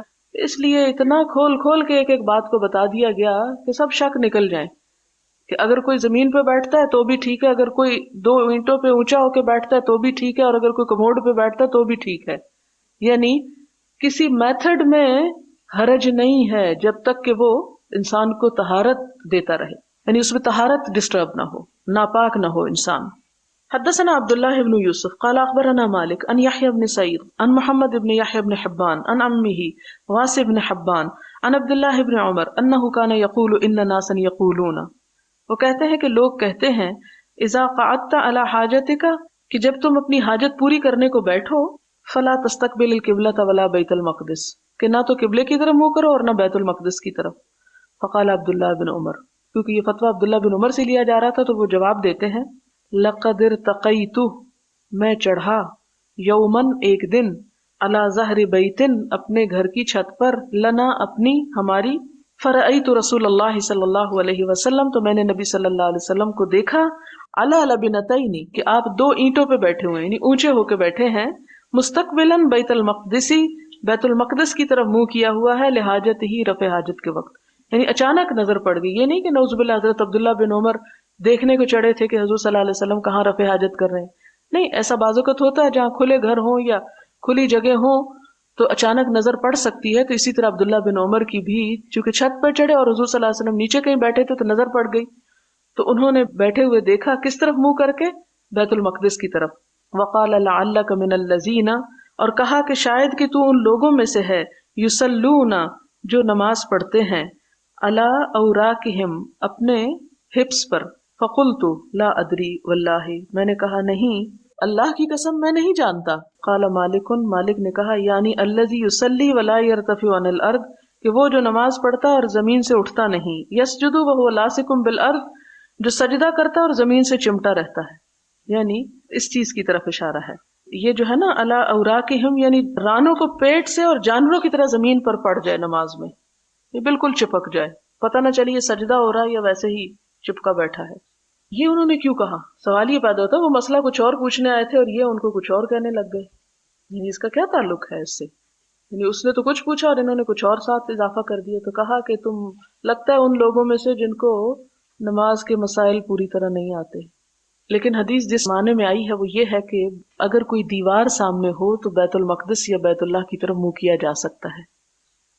باب خروج النساء الی البراز، عورتوں کا نکلنا رفع حاجت کے لیے، یعنی کیا گھر سے باہر جا سکتی ہیں؟ کیونکہ بہت سے لوگ کہتے ہیں عورت کو گھر سے باہر نکلنا ہی نہیں چاہیے. تو کئی ایسی ضروریات ہیں کہ آج کل بھی گاؤں میں آپ دیکھیں تو 60% گھر ایسے ہوں گے کہ جس میں گھروں کے اندر ٹوائلٹ نہیں ہوتے. اب عورتیں کیا کریں؟ آپ تو پابندی لگا رہے ہیں وہ نہیں نکل سکتی. حدثنا یحییٰ بن بکیر قال حدثنا اللیث. آپ دیکھیں 1400 سال پہلے کن کن باتوں پہ بات ہو چکی، ہم نے اس کو کھول کے دیکھا ہی نہیں، اس لیے اپنے پاس سے فتوے دیتے رہتے ہیں. حدثنا اللیث قال حدثني عقیل عن ابن شہاب عن عروہ عن عائشہ ان ازواج النبی صلی اللہ علیہ وسلم كن یخرجن باللیل، کہ ازواج مطہرات رات کو نکلا کرتی تھیں، اذا تبرزن، جب رفع حاجت کے لیے نکلتی، الی المناصع، مناصع کی طرف. مناصع وہ مقامات ہیں مدینہ کے جو بقیع کی طرف واقع ہیں، عورتیں وہاں پر اپنی رفع حاجت کے لیے جایا کرتی تھی. اب بھی گاؤں میں یہ ہوتا ہے کہ رات کے وقت عورتیں عموماً نکلتی ہیں، اور مردوں کے لیے جگہیں الگ ہوتی ہیں اور عورتوں کے جانے کی جگہیں الگ ہوتی ہیں، اور 2-3 عورتیں اکٹھی مل کے نکلتی ہیں بعض اوقات. اور یہ کہ اس میں بھی انسان کی ایک ہیبٹ ہو جاتی ہے.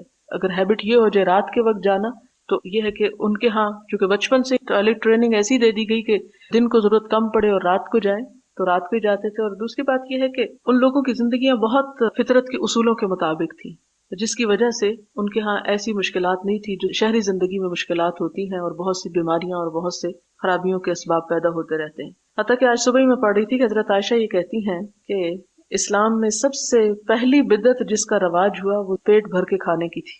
آپ صلی اللہ علیہ وسلم کے زمانے میں لوگ پیٹ بھر کے کھانا نہیں کھاتے تھے، اپنے آپ کو کچھ بھوکا رکھتے تھے. تو سب سے پہلی خرابی جو آئی پیٹ بھر کے کھانے کی آئی، اور پیٹ بھر کے انسان کھا لے تو سستی اور غفلت، اور پھر اس سے بہت سی خرابیاں، اور اس میں اگر اسٹمک اپسٹ ہے تو وضو کے مسائل کھڑے ہو جائیں گے اور ساری روٹین ڈسٹرب ہو کے رہ جائے گی. تو یہ ایک چیز دوسری بہت سی خرابیوں کا سبب بن جاتی ہے.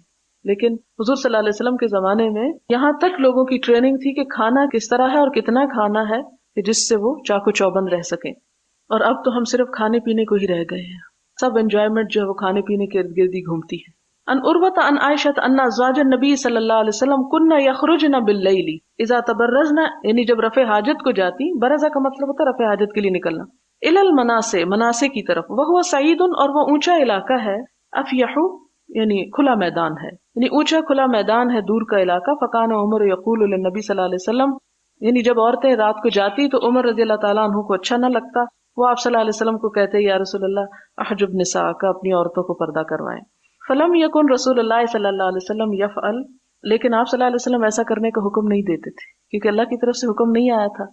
فخرجت سودہ بنت زمعہ، تو ایک دفعہ حضرت سودا اپنے گھر سے نکلی، زوج النبی صلی اللہ علیہ وسلم، لیلۃ من اللیالی، راتوں میں سے ایک رات کو نکلی گھر سے، عشاء عشاء کے وقت، اکیلی ہوں گی. وکانت امرأۃ طویلہ، اور لمبی عورت تھی، یعنی لمبے قد کی تھی. فناداہا عمر، حضرت عمر نے دیکھ لیا ان کو راستے میں تو آواز دی، الا قد عرفناک یا سودا، سودا ہم نے تجھے پہچان لیا، تم جا رہی ہو. حرصاً، اور عمر رضی اللہ تعالیٰ عنہ کیوں اتنا اس چیز کے لیے کنسرنڈ تھے کہ ان کو اس بات کی حرص تھی، الا ان ينزل الحجاب، کہ حجاب کا حکم آ جائے بس. فانزل اللہ الحجاب، تو اللہ تعالیٰ نے حجاب کا حکم اتار دیا. یعنی حضرت عمر پہ وہ دن گزارنے مشکل ہو رہے تھے کہ جس میں عورتیں حجاب نہیں کرتی تھی. اور اس سے آپ ایک اور چیز دیکھیں کہ حضور صلی اللہ علیہ وسلم کتنے معتدل مزاج کے انسان تھے کہ جو چیز اسلام میں نہیں وہ بلا وجہ کیوں مسلط کی جائے ان پہ. یعنی اپنی طرف سے کوئی سختی نہیں پیدا کرتے تھے یا کوئی پابندی نہیں لگاتے تھے یا کوئی ایسی چیز.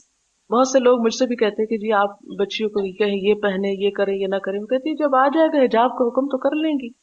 اس سے پہلے ہی ان کو اگر سمجھ نہیں، زبردستی یہ کام کرانے کا فائدہ کچھ نہیں، کیونکہ اسلام میں صرف ایک حجاب ہی تو نہیں حکم رہ گیا، اور بھی بہت سے فرائض اور اخلاق اور عبادات کی باتیں ہیں. ٹھیک ہے وہ ایک عورت کی پہچان ضرور ہے، اور جب احساس ہو اور دل میں بات آئے اور انسان اللہ تعالیٰ کا ایک حکم کو سمجھ جائے تو پھر اس کے لیے کوئی اور چوائس بھی نہیں ہے. اس میں عورت کا وقار اور عظمت بھی ہے. لیکن ہمارے ہاں جب اسلام کی تبلیغ شروع ہوتی ہے خصوصاً عورتوں کو، تو سب سے پہلے جس چیز پہ تنقید اور جھاڑ پٹی ہوتی ہے وہ حجاب ہوتا ہے. تو خدا کے لیے حجاب سے شروع نہ کریں، شروع کریں جہاں سے آپ صلی اللہ علیہ وسلم نے ایمان اور عقیدہ اور اخلاق اور بہت ساری چیزیں، اور پھر یہ بھی ان میں سے ایک حکم ہے وہ بھی آ جائے گا. لیکن یہ ہے کہ ظاہر ہے مسلمان ہونا اور مسلمان پیدا ہونے میں بھی فرق ہے. مسلمان ہونا اور پیدا ہونا، یعنی پیدا ہونے سے مراد یہ ہے کہ ایک مسلمان گھر میں پیدا ہو اور ایک بچی کہے کہ نہیں جب تک میں وہ فلاں صورت نہیں پڑھوں گی تو میں نہیں عمل کروں گی، یہ پھر ایسی پابندی اور ایسی بات بھی نہیں کرنی چاہیے. اب مسلمان پیدا ہو، اور مسلمان ماؤں کا فرض کیا ہے کہ اپنی بچیوں کو شروع سے ہی شرم و حیا کی بات سکھائیں، کیونکہ بہرحال ایک مسلمان اور ایک غیر مسلمان عورت میں بہت بڑی حد فاصل ہے. سب سے بڑی پہچان ہے. لا الہ الا اللہ تو زبان سے پڑھا جاتا ہے نا اور دل میں ہے، لیکن ظاہر میں کس سے معاملہ کیا جائے گا؟ کسی پہچان سے. بہرحال آگے. حدثنا زکریا قال حدثنا ابو اسامہ عن ہشام بن عروہ عن ابیہ عن عائشہ ان النبی صلی اللہ علیہ وسلم قال قد اذن ان تخرجن فی حاجاتکن، کہ نبی صلی اللہ علیہ وسلم نے فرمایا کہ عورتوں تم کو اجازت دی گئی ہے کہ اپنی حاجتوں کے لیے نکلو، یعنی عورتوں کو گھر سے باہر نکلنے کی اجازت ہے اپنی ضروریات پوری کرنے کے لیے، حاجات کے لیے. قال ہشام بن عروہ کہتے ہیں کہ اس سے مراد آپ کی یعنی البراز حاجت سے مراد خاص رفع حاجت کی طرف اشارہ ہے، یعنی اس حاجت کے لیے بھی عورت نکل سکتی ہے. حاجات میں سب حاجتیں آ جاتی ہیں لیکن یہ بھی شامل ہے. باب التبرز فی البیوت، کہ اگر کوئی باہر نہیں جاتا گھر میں ہی ٹوائلٹ بنا لیتا، کیا اس کی اجازت ہے؟ حدثنی ابراہیم بن المنذر قال حدثنا انس بن ایاز عن عبید اللہ عن محمد بن یحیی بن حبان عن واسع بن حبان عن عبد اللہ بن عمر قال ارتقیت فوق ظہر بیت حفصہ، میں نے اوپر چڑھ کے دیکھا حضرت حفصہ کے گھر کی چھت پر، لباس حاجتی، اپنی کوئی حاجت پوری کرنی، میں اپنے کسی کام سے گیا تھا اوپر کسی چھت پہ، اور وہ چھت کس کی تھی؟ حضرت حفصہ کے کمرے کی چھت تھی. فرأیت رسول اللہ صلی اللہ علیہ وسلم، تو میں نے دیکھا کہ آپ صلی اللہ علیہ وسلم یقضی حاجتہ، اپنی حاجت پوری کر رہے ہیں، رفع حاجت کر رہے ہیں، مستدبر القبلۃ، قبلے کی طرف پیٹھ کر کے، مستقبل الشام، بیت المقدس کی طرف منہ کر کے. یہ وہی حدیث ہے جو پہلے گزر چکی حضرت عبداللہ بن عمر کی. شام اس میں فلسطین ہے نا، اور اس میں بیت المقدس ہے، اس کی طرف اشارہ ہے، یعنی بیت المقدس کی طرف منہ تھا، قبلے کی طرف پیٹھ تھی. اب ایک حدیث میں آتا ہے کہ آپ نے منع کیا، وہ منع کہاں ہے؟ صحرا میں منع ہے، اور آپ کا عمل اس کے خلاف. یہ نہیں کہ کنٹراڈکشن ہے کوئی، مراد اس سے یہ ہے کہ آپ صلی اللہ علیہ وسلم نے گھر کے اندر اگر کوئی ٹوائلٹ استعمال کرتا ہے یا بناتا ہے تو اس میں اس چیز کی اجازت دی ہے کہ وہ قبلے کی طرف پیٹھ کر لے. حدثنا یعقوب بن ابراہیم قال حدثنا یزید بن ہارون قال اخبرنا یحیی عن محمد بن یحیی بن حبان ان عمه واسع بن حبان اخبره ان عبد الله بن عمر اخبره قال لقد ظهرت ذات يوم على ظهر بيتنا فرأيت رسول الله صلی اللہ علیہ وسلم قاعدا على لبنتين مستقبل بیت المقدس. یہ حدیث گزر چکی ہے. باب الاستنجاء بالماء، پانی کے ساتھ استنجا کرنا، کیا اس کی اجازت ہے؟ اچھا اب آپ دیکھیں، آپ کہیں گے کہ یہ آپ کیا کہہ رہی اجازت ہے کہ نہیں. دین صرف ہمارے لیے نہیں ہے، دین ہر طبقے کے لیے ہے، ہر طرح کے لوگوں کے لیے. اور چونکہ آپ صلی اللہ علیہ وسلم نے دونوں طرح طہارت کی، پانی سے بھی کی، مٹی کے ساتھ بھی کی، تو اب یہ ہے کہ ان میں سے کوئی ایک یا دوسرا طریقہ اختیار کرتا تو کیا ایسا کر سکتا ہے؟ یعنی کیا صرف پانی استعمال کر سکتا ہے اگر وہ مٹی نہیں استعمال کرتا؟ یا آج کے دور میں اگر ٹیشو پیپر نہیں ہے کسی کے پاس تو کیا صرف پانی سے طہارت ہو سکتی ہے، یا مٹی کا استعمال کرنا یا ٹیشو کا استعمال کرنا ضروری ہے؟ حدثنا ابو الولید ہشام بن عبد الملک قال حدثنا شعبۃ عن ابی معاذ واسمه عطاء بن ابی میمونۃ قال سمعت انس بن مالک یقول كان النبي صلی اللہ علیہ وسلم اذا خرج لحاجته، کہ نبی صلی اللہ علیہ وسلم جب اپنی حاجت کے لیے نکلتے، اجیء انا، تو میں آ جاتا، وغلام، اور ایک غلام، معنا، ہمارے ساتھ، یعنی ایک اور لڑکا اور میں دونوں ساتھ چل پڑتے. کس کے ساتھ؟ اداوۃ من ماء، پانی کا ڈول لے کر، یعنی آپ جاتے اور ہم آپ کا پانی اٹھا کے ساتھ لے جاتے. یعنی یستنجی بھی، کہ آپ اس کے ساتھ استنجا کرتے، جس سے یہ پتہ چلتا ہے کہ صرف پانی سے بھی طہارت ہو سکتی ہے، مٹی یا کسی اور چیز کا استعمال کرنا شرط نہیں. اگرچہ بہتر ہے کہ انسان براہ راست کسی غلاظت کو ہاتھ نہ لگائے، لیکن اگر مجبوری ہو اور کوئی طریقہ نہ ہو تو ڈائریکٹ پانی بھی یوز کیا جا سکتا ہے. باب من حمل معه الماء لطهوره، وقال ابو الدرداء الیس فیکم صاحب النعلین والطہور والوساد. باب طہارت کے لیے پانی کا ساتھ لے چلنا، لطہورہ یعنی طہارت کے لیے. اور ابو الدرداء کہتے ہیں الیس فیکم، کیا نہیں ہے تم میں، صاحب النعلین، جوتیوں کا اٹھانے والا، والطہور اور پانی اٹھانے والا، والوساد اور تکیہ اٹھانے والا. تمہارے درمیان وہ شخص موجود ہے جو آپ صلی اللہ علیہ وسلم کے وضو کا پانی اٹھاتا تھا، آپ کے جوتے اٹھا کے لے جاتا تھا، اور آپ کا تکیہ بھی اٹھا کے ساتھ رکھتا تھا. یعنی جب آپ کبھی سفر میں ہوتے تو آپ کی یہ ضروریات پوری کرتا. اور یہ کوئی عام انسان نہیں تھے، بہت بڑے عالم عبداللہ بن مسعود تھے. یعنی علم یہ نہیں انسان کو سکھاتا کہ انسان اپنے سے کسی بڑے کا ادب نہ کرے، یا طالب علم کے لیے یہ نہیں کہ وہ سمجھے کہ کتاب پڑھنا ہی ایک بہت بڑا کارنامہ ہے، بلکہ استاد کی یا کسی اور کی ایسی ضروریات پوری کرنا جو ہے وہ بھی بہت باعث اجر ہے. جس میں ابو الدرداء عبداللہ بن مسعود کا نام لینے کی بجائے کیا کرتے ہیں؟ انہیں صاحب النالین والطہور والوساد کہتے ہیں کہ ان کی پہچان یہ ہو گئی تھی کہ جب حضور صلی اللہ علیہ وسلم کہیں جاتے ان کا تکیہ اٹھا کے ساتھ، ان کے جوتے اٹھا کے ساتھ، اور ان کے وضو کا پانی اٹھا کے ساتھ ہوتے تھے، یعنی ان ضروریات کا وہ خیال رکھتے تھے. حدثنا سليمان بن حرب قال حدثنا شعبة عن ابي معاذ هو عطاء بن ابي ميمونة قال سمعت انسا يقول كان رسول الله صلى الله عليه وسلم اذا خرج لحاجته تبعته انا وغلام منا. اور یہ کام صرف عبداللہ بن مسعود نہیں، حضرت انس بھی کرتے ہیں. حضرت انس یہاں بیان کرتے ہیں کہ آپ صلی اللہ علیہ وسلم جب اپنی کسی حاجت کے لیے نکلتے تو میں آپ کے پیچھے جاتا، اور میرے ساتھ ایک اور لڑکا بھی ہوتا تھا، اور یہ شاید یہ لڑکے اس وقت عبداللہ بن مسعود ہی ہوں. معنا اداوۃ من ماء، ہمارے ساتھ پانی کا ایک ڈول ہوتا تھا، اور ہم کیا کرتے تھے، آپ کے لیے پانی اٹھا کے ساتھ لے جاتے. اس کا یہ مطلب نہیں کہ آپ خود اٹھا نہیں سکتے تھے، یہ ایک احترام کی بات ہے، اور اس میں کوئی تکبر بھی نہیں کہ اگر کوئی کسی سے اٹھوا کے جا رہا ہے تو اس کا مطلب وہ اپنے آپ کو بڑی شے سمجھتا ہے، دوسروں سے خدمت لے رہا ہے. یعنی دونوں چیزیں کی اجازت ہے، اسلام دین وسعت ہے. باب حمل العنزہ مع الماء فی الاستنجاء، باب اٹھانا برچھی کا، عنزہ برچھی، مع الماء پانی کے ساتھ، فی الاستنجاء استنجا کے لیے نکلتے وقت. یعنی اگر کوئی شخص کسی میدان میں رفع حاجت کے لیے جائے تو پانی کے ساتھ اگر برچھی بھی اٹھا لے جائے تو کیا اس کی اجازت ہے؟ حدثنا محمد بن بشار قال حدثنا محمد بن جعفر قال حدثنا شعبة عن عطاء بن ابي ميمونة سمع انس بن مالك يقول كان رسول الله صلی اللہ علیہ وسلم يدخل الخلاء، کہ آپ صلی اللہ علیہ وسلم بیت الخلاء میں داخل ہوتے یا رفع حاجت کے لیے جاتے. فاحمل انا، تو میں اٹھاتا تھا، وغلام، اور ایک لڑکا، اداوۃ من ماء، پانی کا ڈول. اداوہ کہتے ہیں چھوٹا سا برتن جو چمڑے کا بنا ہوا ہو، یعنی چمڑا ضروری ہے. وعنزۃ، اور برچھی.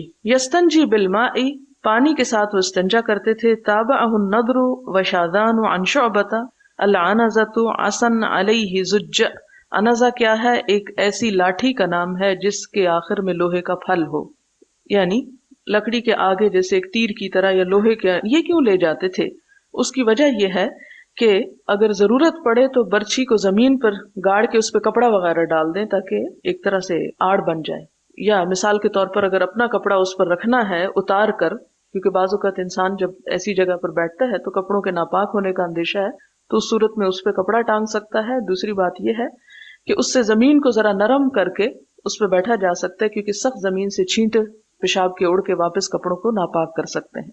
تو اس لیے زمین کو کھودنے کے لیے یا نرم کرنے کے لیے یا کپڑا وغیرہ گاڑنے کے لیے. اور اسی طرح یہ ہے کہ اگر وہ لاٹھی جو ہے ذرا بڑی ہے تو راستے میں اگر کوئی ایسا جانور ہے یا کوئی تکلیف دہ چیز ہے تو اس کو مارا بھی جا سکتا ہے اس سے. جیسے سانپ بچھو وغیرہ اگر کہیں نکل آتے ہیں تو ایک طرح سے حفاظت کے لیے وہ ساتھ لے جانے کی اجازت ہے. باب النہی عن الاستنجاء بالیمین، دائیں ہاتھ سے استنجا کرنے کی ممانعت. دایاں ہاتھ کھانے کے لیے، لکھنے کے لیے، اچھے کاموں کے لیے، اور بایاں ہاتھ جو ہے وہ نجاستوں کے لیے مخصوص ہونا چاہیے. حدثنا معاذ بن فضالة قال حدثنا هشام هو الدستوائي عن يحيى بن ابي كثير عن عبد الله بن ابي قتادة عن ابيه قال قال رسول الله صلی اللہ علیہ وسلم اذا شرب احدكم، جب پیے کوئی تم میں سے، یعنی پانی پیے، فلا يتنفس، تو نہ سانس لے، فی الاناء، برتن میں، یعنی برتن کے اندر سانس نہ لے. کیوں؟ اخلاق اور تہذیب کے خلاف ہے نمبر ایک، اور دوسری بات یہ کہ جیسا کہ اب ہم جانتے ہیں کہ انسان کی جو سانس لینے کے بعد باہر گیس آتی ہے وہ کاربن ڈائی آکسائڈ ہے جس میں زہریلے اثرات ہوتے ہیں اور وہ فوڈ میں شامل ہو کے انسان کو نقصان دے سکتے ہیں. وَإِذَا أَتَى الْخَلَاءَ، اور جب بیت الخلاء کو آئے، فَلَا يَمَسَّ ذَكَرَهُ، تو اپنی شرمگاہ کو نہ چھوئے، بِيَمِينِهِ، اپنے دائیں ہاتھ سے، وَلَا يَتَمَسَّحْ بِيَمِينِهِ، اور نہ استنجا کرے دائیں ہاتھ سے. باب لا يمسك ذكره بيمينه اذا بالا، باب اس بات کا کہ اپنی شرمگاہ کو مت پکڑے دائیں ہاتھ سے جب پیشاب کرے. حدثنا محمد بن يوسف قال حدثنا الاوزاعي عن يحيى بن ابي كثير عن عبد الله بن ابي قتادة عن ابيه عن النبي صلی اللہ علیہ وسلم قال اذا بال احدكم، نبی صلی اللہ علیہ وسلم نے فرمایا کہ جب تم میں سے کوئی پیشاب کرے، فلا يأخذن ذكره بيمينه، تو اپنی شرمگاہ کو دائیں ہاتھ سے ہاتھ نہ لگائے، ولا يستنجي بيمينه، نہ ہی دائیں ہاتھ سے استنجا کرے، ولا يتنفس في الاناء، اور نہ برتن میں سانس لے. یہ بھی آپ دیکھیں کہ ایک بات تو یہ تھی کہ آپ ان چیزوں کا ذکر نہ کرتے شرم کے مارے، اور لوگ سیدھا کرتے یا الٹ کرتے، گندا کرتے یا صاف کرتے، لیکن آپ صلی اللہ علیہ وسلم نے زندگی کے پوشیدہ پہلوؤں پر بھی ادب اور تمیز سکھائی کہ جہاں کوئی اور انسان کو نہ دیکھ رہا ہو انسان خود اس ادب اور صفائی اور طہارت کا التزام کرے اور ایسی کوئی حرکت نہ کرے کہ جو اس کے ضمیر پر کسی قسم کا بوجھ ڈالے. اور اس میں آپ دیکھیں کہ ظاہر ہے کہ انسان جس ہاتھ سے کھانا کھاتا ہے اس ہاتھ کا بھی ایک احترام ہے، یعنی اس غذا کی وجہ سے. یا اسی طرح آپ صلی اللہ علیہ وسلم نے نجاستوں کے علاوہ ہر کام دائیں ہاتھ سے کرنے کی تہذیب سکھائی یا تمیز سکھائی، تو یہ بھی اسی کا ایک حصہ ہے. باب الاستنجاء بالحجارتی، پتھروں کے ساتھ یعنی ڈھیلوں کے ساتھ استنجا کرنا، یعنی اگر پانی نہ ہو تو. حدثنا احمد بن محمد المقی قال حدثنا عمرو بن يحيى بن سعيد بن عمرو المكي عن جده عن ابي هريره قال اتبعت النبي صلی اللہ علیہ وسلم، میں نبی صلی اللہ علیہ وسلم کے پیچھے گیا. وخرج لحاجته، اور اپنی حاجت کے لیے آپ نکلے تھے یعنی گھر سے. فكان لا يلتفت، اور جب آپ چل رہے ہوتے تھے تو پیچھے مڑ کے نہیں دیکھتے تھے. یہ بھی ایک غلط بات ہے کہ انسان جیسے واک کر رہا ہو تو کرتے کرتے پیچھے مڑ کے نہیں دیکھنا چاہیے. یہ بھی اخلاق یا آداب یا تہذیب کے منافی بات ہے. اور اسی لیے آپ کو پتا چلا بھی کہ کوئی پیچھے آ رہا ہے لیکن آپ نے پیچھے مڑ کے نہیں دیکھا. فدنوت منہ، تو میں آپ کے قریب آ گیا. فقال، تو آپ نے فرمایا ابغنی، لاؤ میرے لیے احجارن، کچھ ڈھیلے، استنفد بہا، کہ میں طہارت کروں گا ساتھ اس کے. او نحوہ، یا ایسا ہی کوئی لفظ استعمال فرمایا، یعنی استنفد فرمایا یا استنجی فرمایا، لیکن مراد اس سے یہی تھی کہ آپ نے اس سے استنجا کرنا تھا. ولا تأتنی بعظم، اور میرے لیے ہڈی نہ لانا، یعنی استنجا نہیں کروں گا میں کس سے، ہڈی کے ساتھ. ولا روثن، اور نہ گوبر. فأتیتہ بأحجار، تو میں لے آیا آپ کے لیے کچھ پتھر. بطرفی ثیابی، اپنے کپڑے کے کونے میں، یعنی ایک دو نہیں تھے، زیادہ ہوں گے، اس لیے انہوں نے اپنے کپڑے کے یا چادر کے کنارے پر ان کو اٹھا لیا ان کے زیادہ ہونے کی وجہ سے. فوضعتها الى جنبه، تو ان کو میں نے آپ کے پاس رکھ دیا. واعرضت عنہ، اور آپ سے منہ موڑ لیا یعنی دور چلا گیا. فلما قضا، پھر جب آپ حاجت سے فارغ ہوئے، اتبعہ، پیچھے لائے اپنے، بہن، ان کو، یعنی ان پتھروں سے اپنا آپ صاف کیا، یعنی طہارت حاصل کی. اب سوال یہ پیدا ہوتا ہے کہ آپ نے ہڈی اور گوبر سے کیوں منع کیا؟ کہا یہ جاتا ہے کہ ہڈی جو ہے وہ جنوں کی غذا ہے اور گوبر جو ہے وہ جنوں کے جانوروں کی غذا ہے. اور دوسری بات یہ ہے کہ ہم اگر یہ دیکھیں کہ ہڈی ایک ایسی چیز ہے کہ جو کھانے کے بھی کام آتی ہے، تو اس کی بھی ایک طرح کی حرمت ہے، تو اس کو نجاست کے صاف کرنے کے لیے استعمال کرنا جو ہے وہ درست نہیں. چونکہ اس سے کھایا بھی جاتا ہے، پکائی جاتی ہے گوشت کے ساتھ ہڈی بھی، اس لیے اس سے استعمال نہیں کیا آپ نے. اسی طرح گوبر کیوں نہیں استعمال کیا کہ بذات خود وہ ایک نجس چیز ہے، اور ایک نجاست کو نجاست سے صاف کرنا، اس سے دل کا اطمینان جو ہے وہ ممکن نہیں، اس لیے اس سے منع فرمایا. باب لا یستنجا بروث، گوبر کے ساتھ استنجا نہ کیا جائے. حدثنا ابو نعیم قال حدثنا زہیر عن ابی اسحاق قال لیس ابو عبیدۃ ذکرہ ولکن عبد الرحمن بن الاسود عن ابیہ انہ سمع عبد اللہ یقول اتى النبی صلی اللہ علیہ وسلم الغائط، کہ نبی صلی اللہ علیہ وسلم رفع حاجت کے لیے آئے. فامرنی، تو مجھے حکم دیا، ان آتیہ بثلاثۃ احجار، کہ میں آپ کے پاس 3 پتھر لاؤں، 3 ڈھیلے لاؤں. اب یہاں شاید کسی کے ذہن میں یہ سوال پیدا ہو رہا ہو کہ آپ صلی اللہ علیہ وسلم دوسروں سے ہی کیوں منگواتے تھے. تو اس میں بھی تعلیم کا ایک پہلو پوشیدہ ہے کہ دوسروں کو بھی معلوم ہو جائے کہ کس کس چیز سے استنجا کیا جا سکتا ہے اور کتنے پتھروں تک کو استعمال کیا جا سکتا ہے. اور دوسری بات یہ ہے کہ اپنے سے بڑے کے لیے ایسی کوئی چیز لانا، پانی اٹھا کے دینا یا کچھ کرنا، بڑوں کو کروانا منع نہیں اور چھوٹوں کے لیے کرنے میں آر نہیں ہونی چاہیے. یہ ادب و احترام کا ایک تقاضا ہے. فوجدت حجرین، تو مجھے 2 پتھر ملے. فالتمست الثالث، تو میں نے تیسرا بھی ڈھونڈا. التمست یعنی ڈھونڈا. فلم اجد، تو نہ ملا مجھ کو. فاخذت روثۃ، تو میں گوبر لے آیا. فاتیتہ بہا، اور یہاں پر سوکھے ہوئے گوبر مراد ہے، یہ جیسے اپلے ہوتے ہیں جانوروں کے، یا جانور جہاں سے گزرتے ہیں ایسے حال میں گزرتے ہیں کہ ان کی گندگی وہیں ڈھیر ہو جاتی ہے، پھر وقت کے ساتھ ساتھ وہ وہیں پر سوکھ جاتی ہے، تو اس گوبر کی طرف اشارہ، تر گوبر کی طرف نہیں. فاخذت روثۃ، تو میں 2 ڈھیلے لے آیا اور 1 گوبر. فاتیتہ بہا، تو آپ کے پاس ان کو لایا. فاخذ الحجرین، تو آپ نے 2 پتھر لے لیے. والقا، اور پھینک دیا. الروثۃ، گوبر کو. وقال، اور فرمایا ھذا رکس، یہ نجس ہے. جیسے پہلے بھی میں نے عرض کیا کہ گوبر سے طہارت نہ کرنے کی وجہ کیا تھی کہ وہ نجس، ناپاک ہے. وقال ابراہیم ابن یوسف عن ابی اسحاق حدثنی عبد الرحمن. باب الوضوء مرتن مرتن، ایک بار وضو کرنا، یعنی وضو میں صرف ایک مرتبہ اعضاء کا دھونا. حدثنا محمد بن یوسف قال حدثنا سفیان عن زید بن اسلم عن عطاء بن یسار عن ابن عباس. ابن عباس روایت کرتے ہیں قال تودع النبی، وضو کیا نبی صلی اللہ علیہ وسلم نے، مرتن ایک بار. اس سے کیا پتہ چلتا ہے کہ ایک مرتبہ وضو کرنے سے بھی، ایک دفعہ دھونے سے بھی وضو کا فرض ادا ہو جاتا ہے. باب الوضوء مرتين، دو دفعہ دھونا. حدثنا الحسين بن عيسى قال حدثنا يونس بن محمد قال حدثنا فليح بن سليمان عن عبد الله بن ابي بكر بن عمرو بن حزم عن عباد بن تميم عن عبد الله بن زيد ان النبي صلى الله عليه وسلم کہ نبی صلی اللہ علیہ وسلم نے توضأ وضو کیا مرتين دو مرتبہ، دو بار. یعنی اس سے جواز نکلتا ہے، ایک مرتبہ بھی دھویا، دو مرتبہ بھی دھویا. اور پھر آگے دیکھیں کہ تین مرتبہ. باب الوضوء ثلاثا. اس سے پتہ کیا چلتا ہے، یہ کنٹراڈکشن نہیں اور ہمیں کنفیوژن نہیں ڈالی گئی کہ ایک دفعہ دھوئیں یا دو یا تین، کیا کریں اور کیا نہیں. مطلب یہ کہ میکسیمم 3 اور اس سے کم، اگر کسی کے پاس کم پانی اور 2 دفعہ دھونا چاہے تو بھی ٹھیک ہے، ورنہ ایک دفعہ تو لازمی دھونا ہے. ایک دفعہ دھونا فرض ہے، 2 دفعہ کی اجازت ہے اور 3 دفعہ مسنون ہے، پسندیدہ ہے. حدثنا عبد العزيز بن عبد الله الأويسي قال حدثني إبراهيم بن سعد عن ابن شهاب أن عطاء بن يزيد أخبره أن حمران مولى عثمان أخبره أنه رأى عثمان بن عفان دعا بإناء. یہ حضرت عثمان کے غلام ہیں حمران، یہ روایت کرتے ہیں کہ انہوں نے دیکھا عثمان ابن عفان کو، دعا بإناء کہ ایک برتن منگوایا. فافرغ علی کفیہ تو انہوں نے انڈیلا اپنے دونوں ہاتھوں پر، 3 مرارن 3 مرتبہ، یعنی 3 دفعہ انڈیل کے ہاتھوں کو دھویا. فغسلہما پھر ان دونوں کو دھو دیا. ثم ادخل یمینہ پھر داخل کیا اپنا دایاں ہاتھ فی الاناء برتن کے اندر.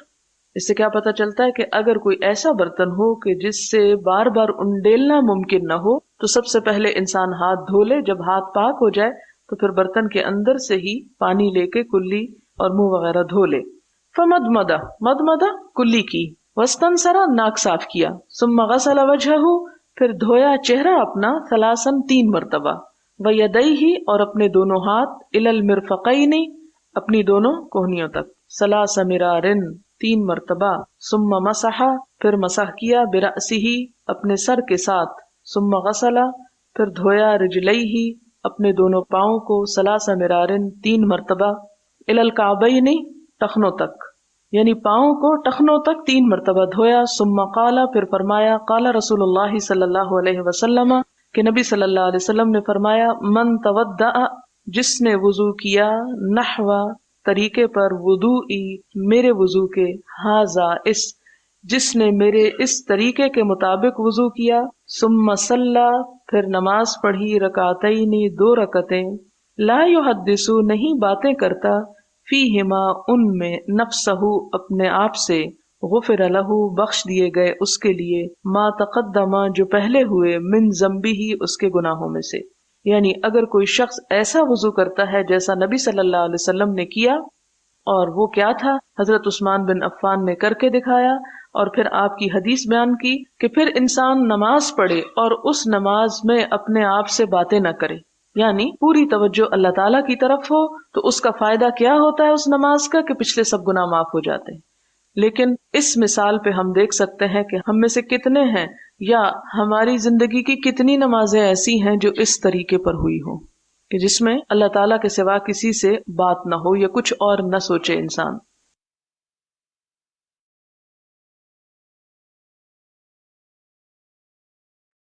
السلام علیکم ورحمۃ اللہ وبرکاتہ. الحمدللہ آج ہم نے سیکھا کافی کچھ. دیکھتے ہیں جی آج ہم نے کیا سیکھا، اور پھر انشاءاللہ ہمارے پاس چند منٹ ہیں، ان میں کچھ بات کرتے ہیں.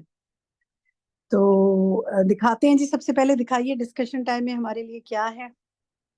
پہلا سوال ہم آپ سے پوچھتے ہیں کہ ہم استاد نے آج وضو کا معنی بتایا تھا. آپ لوگ چیٹ میں بھی لکھ سکتے ہیں، لیکن اگر ہینڈ ریز کرے اور کوئی جواب دینا چاہے. چلے منیرہ اعظم چودھری کا ہاتھ سب سے پہلے کھڑا ہے. منیرہ آپ بتائیے کہ کیا آئے گا یہاں پر. جی آپا، اس کا پہلے میں طہارت اور دوسرے میں ہے روشنی. طہارت دنیا میں اور روشنی آخرت میں. ٹھیک ہے، صفائی اور نور یعنی روشنی. ٹھیک ہے، صفائی، نور یا روشنی. گڈ، بارک اللہ فیک. اچھا جناب، نیکسٹ دیکھتے ہیں.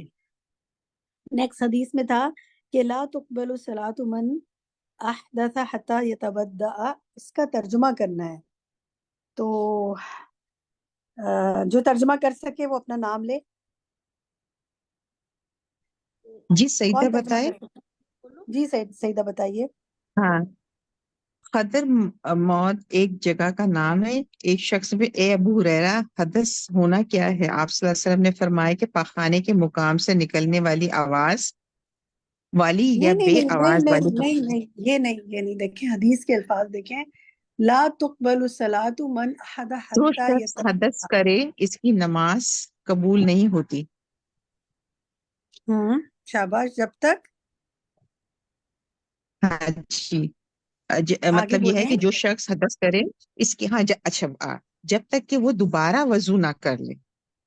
ٹھیک ہے، جب تک کہ وہ دوبارہ وضو نہ کر لے. نیلوفر جی گڈ، ایک بات شاباش. پوچھوں، چھوٹی سی بات پوچھوں. نہیں سوال نہیں، سوال اگر یہ ہے نا اچھا، اینڈ میں لکھ کے تو جب وقت اوکے. ہوگا تو آپ کریں، کیونکہ اگر میں کوشچن لینے لگوں گی تو پھر میں مزید سوال نہیں پوچھ سکوں.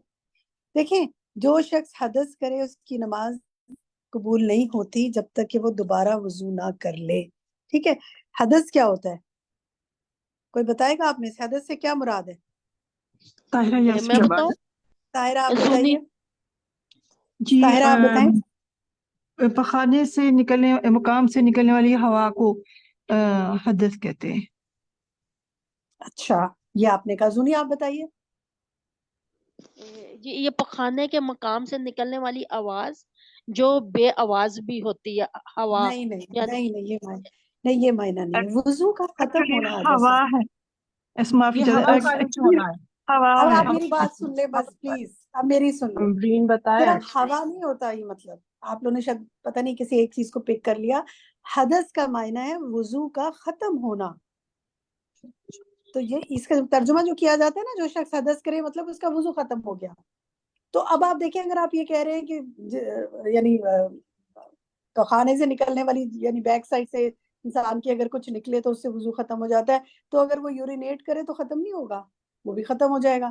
یا تو دونوں راستوں سے کوئی چیز نکلے تو اس سے وضو ختم ہوتا ہے. اس لیے حدث کا مطلب اب لکھ لیں اپنے پاس، حدث کا مطلب ہے وضو کا ختم ہونا. ٹھیک ہے، چلیں. اچھا ہے، الحمدللہ یہ بات پوچھی تو مزید کلیئر ہو گئی. چلیں نیکسٹ دیکھتے ہیں جی. حدیث ہے یہ ہمارے پاس، اس میں غرن معجلین کی بھی بات تھی. حدیث نمبر 138. تو اس حدیث سے کیا سیکھا؟ کوئی بتائے گا کیا سیکھا؟ کسی کو سمجھ آ گئی ہو یہ حدیث تو وہ بتائے. جی شبانہ. جی ہاں. شبانہ بتائیں. جی مجھے جو سمجھ آ رہا ہے اس حدیث میں یہ ہے کہ قیامت کے دن آپ صلی اللہ علیہ وسلم نے فرمایا تھا کہ میں اپنی امت کو ان کے وضو کے مقامات کی مطلب چمک سے میں پہچان لوں گا، ان کے آثار سے. ٹھیک ہے، تو سیکھا کیا؟ سیکھا یہ کہ وضو اچھے طریقے سے کرنا چاہیے. اگر حضرت ابو ہریرہ کی حدیث کے مطابق اگر تھوڑا سا بڑھا بھی لیا جائے، جیسے ٹخنوں سے اوپر پاؤں دھو لیے جائیں یا بازوؤں کوہنیوں سے اوپر تک دھو لیے جائیں، تو اس سے اتنی زیادہ چمک میں اضافہ ہوگا قیامت کے دن انشاءاللہ. لیکن بہت زیادہ اس میں بھی اسراف نہیں کرنا چاہیے، بہت اوپر تک ہی لے جائیں تھوڑا سا، یعنی اچھی طرح. ٹھیک ہے. یا آپ نے جو کہا، کوئی اور کسی نے کچھ سیکھا اس سے؟ اپنا نام لیں جو کہ وجی آپ کچھ کہنا چاہ رہی تھی. جی اس سے یہ کہ بار بار وضو کرنا چاہیے جتنا زیادہ کر سکیں، اور باوضو رہنے کی عادت ڈالنی چاہیے. یہ سیکھ سکتے ہیں کہ وہ اعضاء جو ہے وہ پھر چمکتے رہیں، کیونکہ جتنا زیادہ وضو کریں گے اتنا زیادہ جو ہے وہ نور ان کا بڑھتا جائے گا انشاءاللہ. چلے آپ نے یہ سیکھ لیا. کیونکہ یہ ایک بات جو اس سے میرے ذہن میں آئی وہ یہ کہ وضو کرنا نا، نماز پڑھنی تو مشکل نہیں لگتی، بازو کا وضو کرنا مشکل لگتا ہے. تو یہ سوچ کے کریں گے، یہ تو اعضاء کے چمکنے والی بات ہے نا انشاءاللہ. لیکن اس میں آپ یہ دیکھیں کہ بس شوق سے کریں اور اللہ کی خاطر کریں، تو امید ہے کہ اللہ تعالیٰ انشاءاللہ ہمیں ان لوگوں میں سے کر دے جن کو نبی صلی اللہ علیہ وسلم ان کے اعضاء کے چمکنے سے پہچان لیں. ٹھیک ہے، الحمدللہ، بارک اللہ فی علمک. اچھا جناب، نیکسٹ دیکھتے ہیں. اچھا جناب، یہ جو حدیث 139 تھی، اس میں لا ینفتل او لا ینصرف کے بعد جو الفاظ آ رہے ہیں جو دوسرے کلر سے لکھے ہوئے ہیں، پرپل سے کلر سے، اس کا ترجمہ کرنا ہے. تو کون کرے گا؟ नाम ले अपना जो कंदील करना चाहे। कंदील कंदील कीजिए। यहाँ तक कि वो सुन ले आवाज या पाए बू या ठीक है, यानी पाए बू को। ठीक, गुड गुड। नमाज से ना फिरे ना मुड़े जब तक आवाज ना सुने या बू ना पाए। गुड, ठीक है, बारकल्लाहु फीक। बहुत हद तक दुरुस्त तर्जुमा आपने किया, बिल्कुल शाबाश। चलें जी, नेक्स्ट देखते हैं। ये जो हदीस है इसमें आप देखें कि बाबू मा यकूल इंदल खला वाली जो हदीस थी, इसमें तर्जुमा आ रहा है इस दुआ का, बहुत ही आसान है, आप सबको आता ही होगा। तो कौन करेगा इसका तर्जुमा, जिसके अल्फाज पर पड़े अल्लाहुम्मा इन्नी अऊज़ु बिका मिनल खुबूसी वल खबाइस। मैं बताऊं? सरवत। मैं बताऊं? फातिमा सरवत यूसुफ। बताए, मैं ना कहा करे, नाम लिया करे, इतने लोगों में मैं अल्लाह, को पहचानना मुश्किल होता है जी। सरवत। अच्छा सरवत। अल्लाहुम्मा, ए अल्लाह, इन्नी, मैं आउज़ु बिका, पना चाहता हूँ, मिनल खुबूसी यानी खबीस जिनों और खबीस जिनों और जिन्नियों से। खबीस का तर्जुमा कीजिए सरवत। आता है खबीस का नापाक। तर्जुमा? ना सरवत ने नापाक किया है। नापाक नापाक जिनों नापाक, और ठीक है, गुड गुड, शाबाश। जिन्होंने मदद की उनके लिए भी जज़ाकल्लाह खैर। नापाक जिन्नों और नापाक जिन्नियों से नापाक मेरी जिन्नियों से। ठीक है। अच्छा, अब ये हमने वो तो पढ़ ली। अब मुझे आप जरा चैट में लिखें, चले मैं पूछती हूँ, चैट में जिन्होंने लिखना है लिखें, बताइए हदीस कब पढ़ी जाती है, सॉरी ये दुआ कब पढ़ी जाएगी, जल्दी करो। वॉशरूम में? खालदा जाने से चले पहले खालदा आप बताइए कब पढ़ी बाहर। जाएगी। मैम खातून जब वॉशरूम में एंटर हो रहे हो या एंटर होने का इरादा करें, दोनों तरह दुरुस्त है। ठीक है, यानी क्योंकि वहाँ वो जगह जहाँ पर के गंदगी एक्सक्रीट करता है इंसान, वहाँ पे फिर ऐसी चीजें हो सकती हैं, तो इसलिए बहुत कहा जाता है ना कि बहुत ज्यादा वक्त भी वॉशरूम में बैठ के नहीं लगाना चाहिए, निकलने की कोशिश करनी चाहिए और पना मांग के जाना चाहिए। ठीक है जनाब, जज़ाकल्लाह खैरन कसीरा, बारकल्लाहु फीकी। अच्छा जनाब, नेक्स्ट देखते हैं, रिवीजन कर रहे हैं आपके साथ। ये बताइए कि ये जो अल्फाज हैं ये बात किसने किनसे फरमाई, जो बताना चाहे वो अपना नाम ले, जो समझ जाए, पहचान जाए, याद आ जाए, वो अपना नाम ले कि ये बात किसने किससे कही थी, किनसे कही थी। निगत आप बताएंगी? जी अस्सलाम वालेकुम बाजी। निगत आप जी बताइए। जी अस्सलाम वालेकुम। ये वालेकुम अस्सलाम। नबी सल्लल्लाहु अलैहि वसल्लम ने इजाजत फरमाई है औरतों को, किन औरतों को? जिनकी जरूरत के तहत उनको, जैसे उनके ना, खावंद ना नहीं है। मैंने ये पूछा कि ये हदीस में नबी सल्लल्लाहु अलैहि वसल्लम ने किन को फरमाई थी। निगत ने आधा जवाब दे दिया, अब बाकी आधा कौन फातिमा बताना यूसुफ चाहता है? बताऊं? फातिमा यूसुफ। फातिमा बताएं। फातिमा। शबाना। दीजिए, उन्होंने फा- आप सल्लल्लाहु अलैहि वसल्लम ने अपनी अज़वाज मुतहरात को ये कहा था। गुड, शाबाश। हदीस के अल्फाज देखिएगा, नबी सल्लल्लाहु अलैहि वसल्लम ने अपनी अजवाज से कहा था कि आप ये कर सकती हैं, तो अगर अजवाज को इजाजत हुई तो फिर अजवाज उससे ये दलील निकली कि बाकी उम्मत की औरतों को भी है। ठीक है, ये बात आपसे सबने अपनी बीवियों से फरमाई थी। ठीक, गुड। आगे देखते हैं जनाब, जो हदीस है इसमें भी एक दुआ आ रही है, बिस्मिल्लाहि अल्लाहुम्मा जन्निबना शैताना व जन्निबिश शैताना मा रज़क़तना। इसका तर्जुमा कौन करेगा? कोई कर सकता है तो बताएं। जी सबिया आमिर आप करेंगी? जी जी जी। कीजिए। आप सल्लल्लाहु अलैहि वसल्लम ने फरमाया आप सल्लल्लाहु अलैहि वसल्लम ने फरमाया कि जब तुम में से कोई अपनी बीवी से जिमा करे तो अल्लाह के नाम से अल्लाह के नाम के साथ शुरू करे, यानी अल्लाह के नाम के साथ शुरू करता नहीं, हूँ, तर्जुमा ऐ कीजिए ना अल्लाह आप हमें इसका, शैतान मजाक से ना बचा करिए। और शैतान आप बिस्मिल्लाह का तर्जुमा कीजिए। जी सबिया कीजिए तर्जुमा बिस्मिल्लाह का। जी आपने यानी अल्लाह ताला के नाम से मैं शुरू करता हूँ। इस बिस्मिल्लाह अल्लाहुम्मा, मैं अल्लाह ताला के नाम से शुरू करता हूँ। अल्लाहुम्मा जन्निबना शैताना, हमें बचा शैतान से वजन्नबी शैताना, और शैतान को इस चीज से दूर रख, मा रज़क़तना, जो तू हमें अता करे, ठीक है, वक़ुदिया ये बैनहुमा। ठीक है, जज़ाकल्लाह खैर, बस इतनी ही हदीस का करना, बहुत अच्छा तर्जुमा किया है। लेकिन ये बताएं कि ये किस वक्त मांगी जाए दुआ, आप ही बताइए। ये उस वक्त जब जमा की मर्द इरादा करता है, मतलब बीवी के साथ जमा वाश करने करता का। है, उस वक्त अच्छा ठीक है, तो उससे क्या रिज्क हासिल होता है? औलाद। औलाद। तो इसीलिए ये औलाद औलाद के लिए दुआ है कि हमारी औलाद को शैतान से बचा। तर्जुमा आपने बिल्कुल दुरुस्त किया, और इसीलिए फिर इसका तर्जुमा ये भी किया जाता है कि अल्लाह हमें शैतान से बचा, और जो औलाद हमको अता फरमा, शैतान को उससे दूर रख। सुभान अल्लाह। लेकिन ये बात याद रहे तो ना, दुआएं तो सारी भूल जाती हैं, बस किताबों में लिखने के लिए रह जाती हैं। अल्लाह ताला तौफीक अता फरमाए कि हम इनको याद भी करें और आगे भी बता सकें और मांग भी सकें जब इनका वक्त हो मांगने का।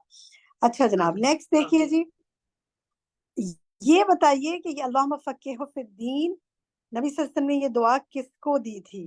कौन बताएगा? मैं बता शाहिदा, नबीला, बताइए। मैं बताऊं, नूर सम्मा? हजरत अब्बास जी शाहिदा, को दी मैंने थी। देखिए, मैं जब नाम लेती हूँ तो मेरी भी तो सुन लिया करें। शाहिदा का मैंने नाम ले लिया है। जी शाहिदा कहिए। हजरत अब्बास रजी अल्लाह अन्हु को हजूर सल्लल्लाहु अलैहि वसल्लम ने ये दुआ दी थी जब वो आपके लिए पानी का डोल और वो लेके हजरत तहारत के लिए। अब्बास को नहीं दी थी, दोबारा से सोचें। बताऊं नबीला? शबाना। चलिए अदीला, आप बताएं, बताएं। सॉरी, ये इब्ने अब्बास को दी थी, हजरत अब्बास के गुड बेटे इब्ने अब्बास। गुड, नबीला ने बिल्कुल दुरुस्त बताया। ये हजरत अब्बास को नहीं दी थी, इब्ने अब्बास को दी थी, उनके बेटे को दी थी। ठीक है, तो आधा जवाब शाहिदा ने दुरुस्त बता दिया, आधा नबीला ने, तो मिलजुल के जवाब हमने निकाल ही लिया। दोनों को इल्म मुबारक हो, कोशिश आप लोगों ने की, अल्लाह ताला आपकी कोशिशों में बरकत फरमाए, माशाल्लाह। ठीक है जनाब, नेक्स्ट दिखाते हैं जी आपको, होमवर्क बता देते हैं, फिर आपके कुछ रिफ्लेक्शन लेने की कोशिश करते हैं। होमवर्क दिखाते जाएं, ये सारे होमवर्क हैं, ये हदीसें हम आपके साथ इंशाल्लाह जी दिखाते जाएं, बस होमवर्क सेंड तक ले जाएं। ये हदीसें हम आपके साथ ग्रुप में शेयर कर लेंगे। इसके नीचे देखें लिखा है हदीस की अरबी और तर्जुमा पढ़िए, अगले क्लास में सुनाइए। अगर आप सुनाना चाहें, देखिए इसमें दुआएं भी हैं, तो आप वो दुआएं अपने लिए भी मांगिए। मसला अल्लाहुम्मा फ़क़्क़िहु फ़िद्दीन हो सकता है, अपने बेटे के लिए, अपने शौहर के लिए, अपने भाई के लिए, अपने फादर के लिए, या अपने किसी प्यारे के लिए, किसी के लिए भी मांगना चाहें तो आप मांग सकते हैं।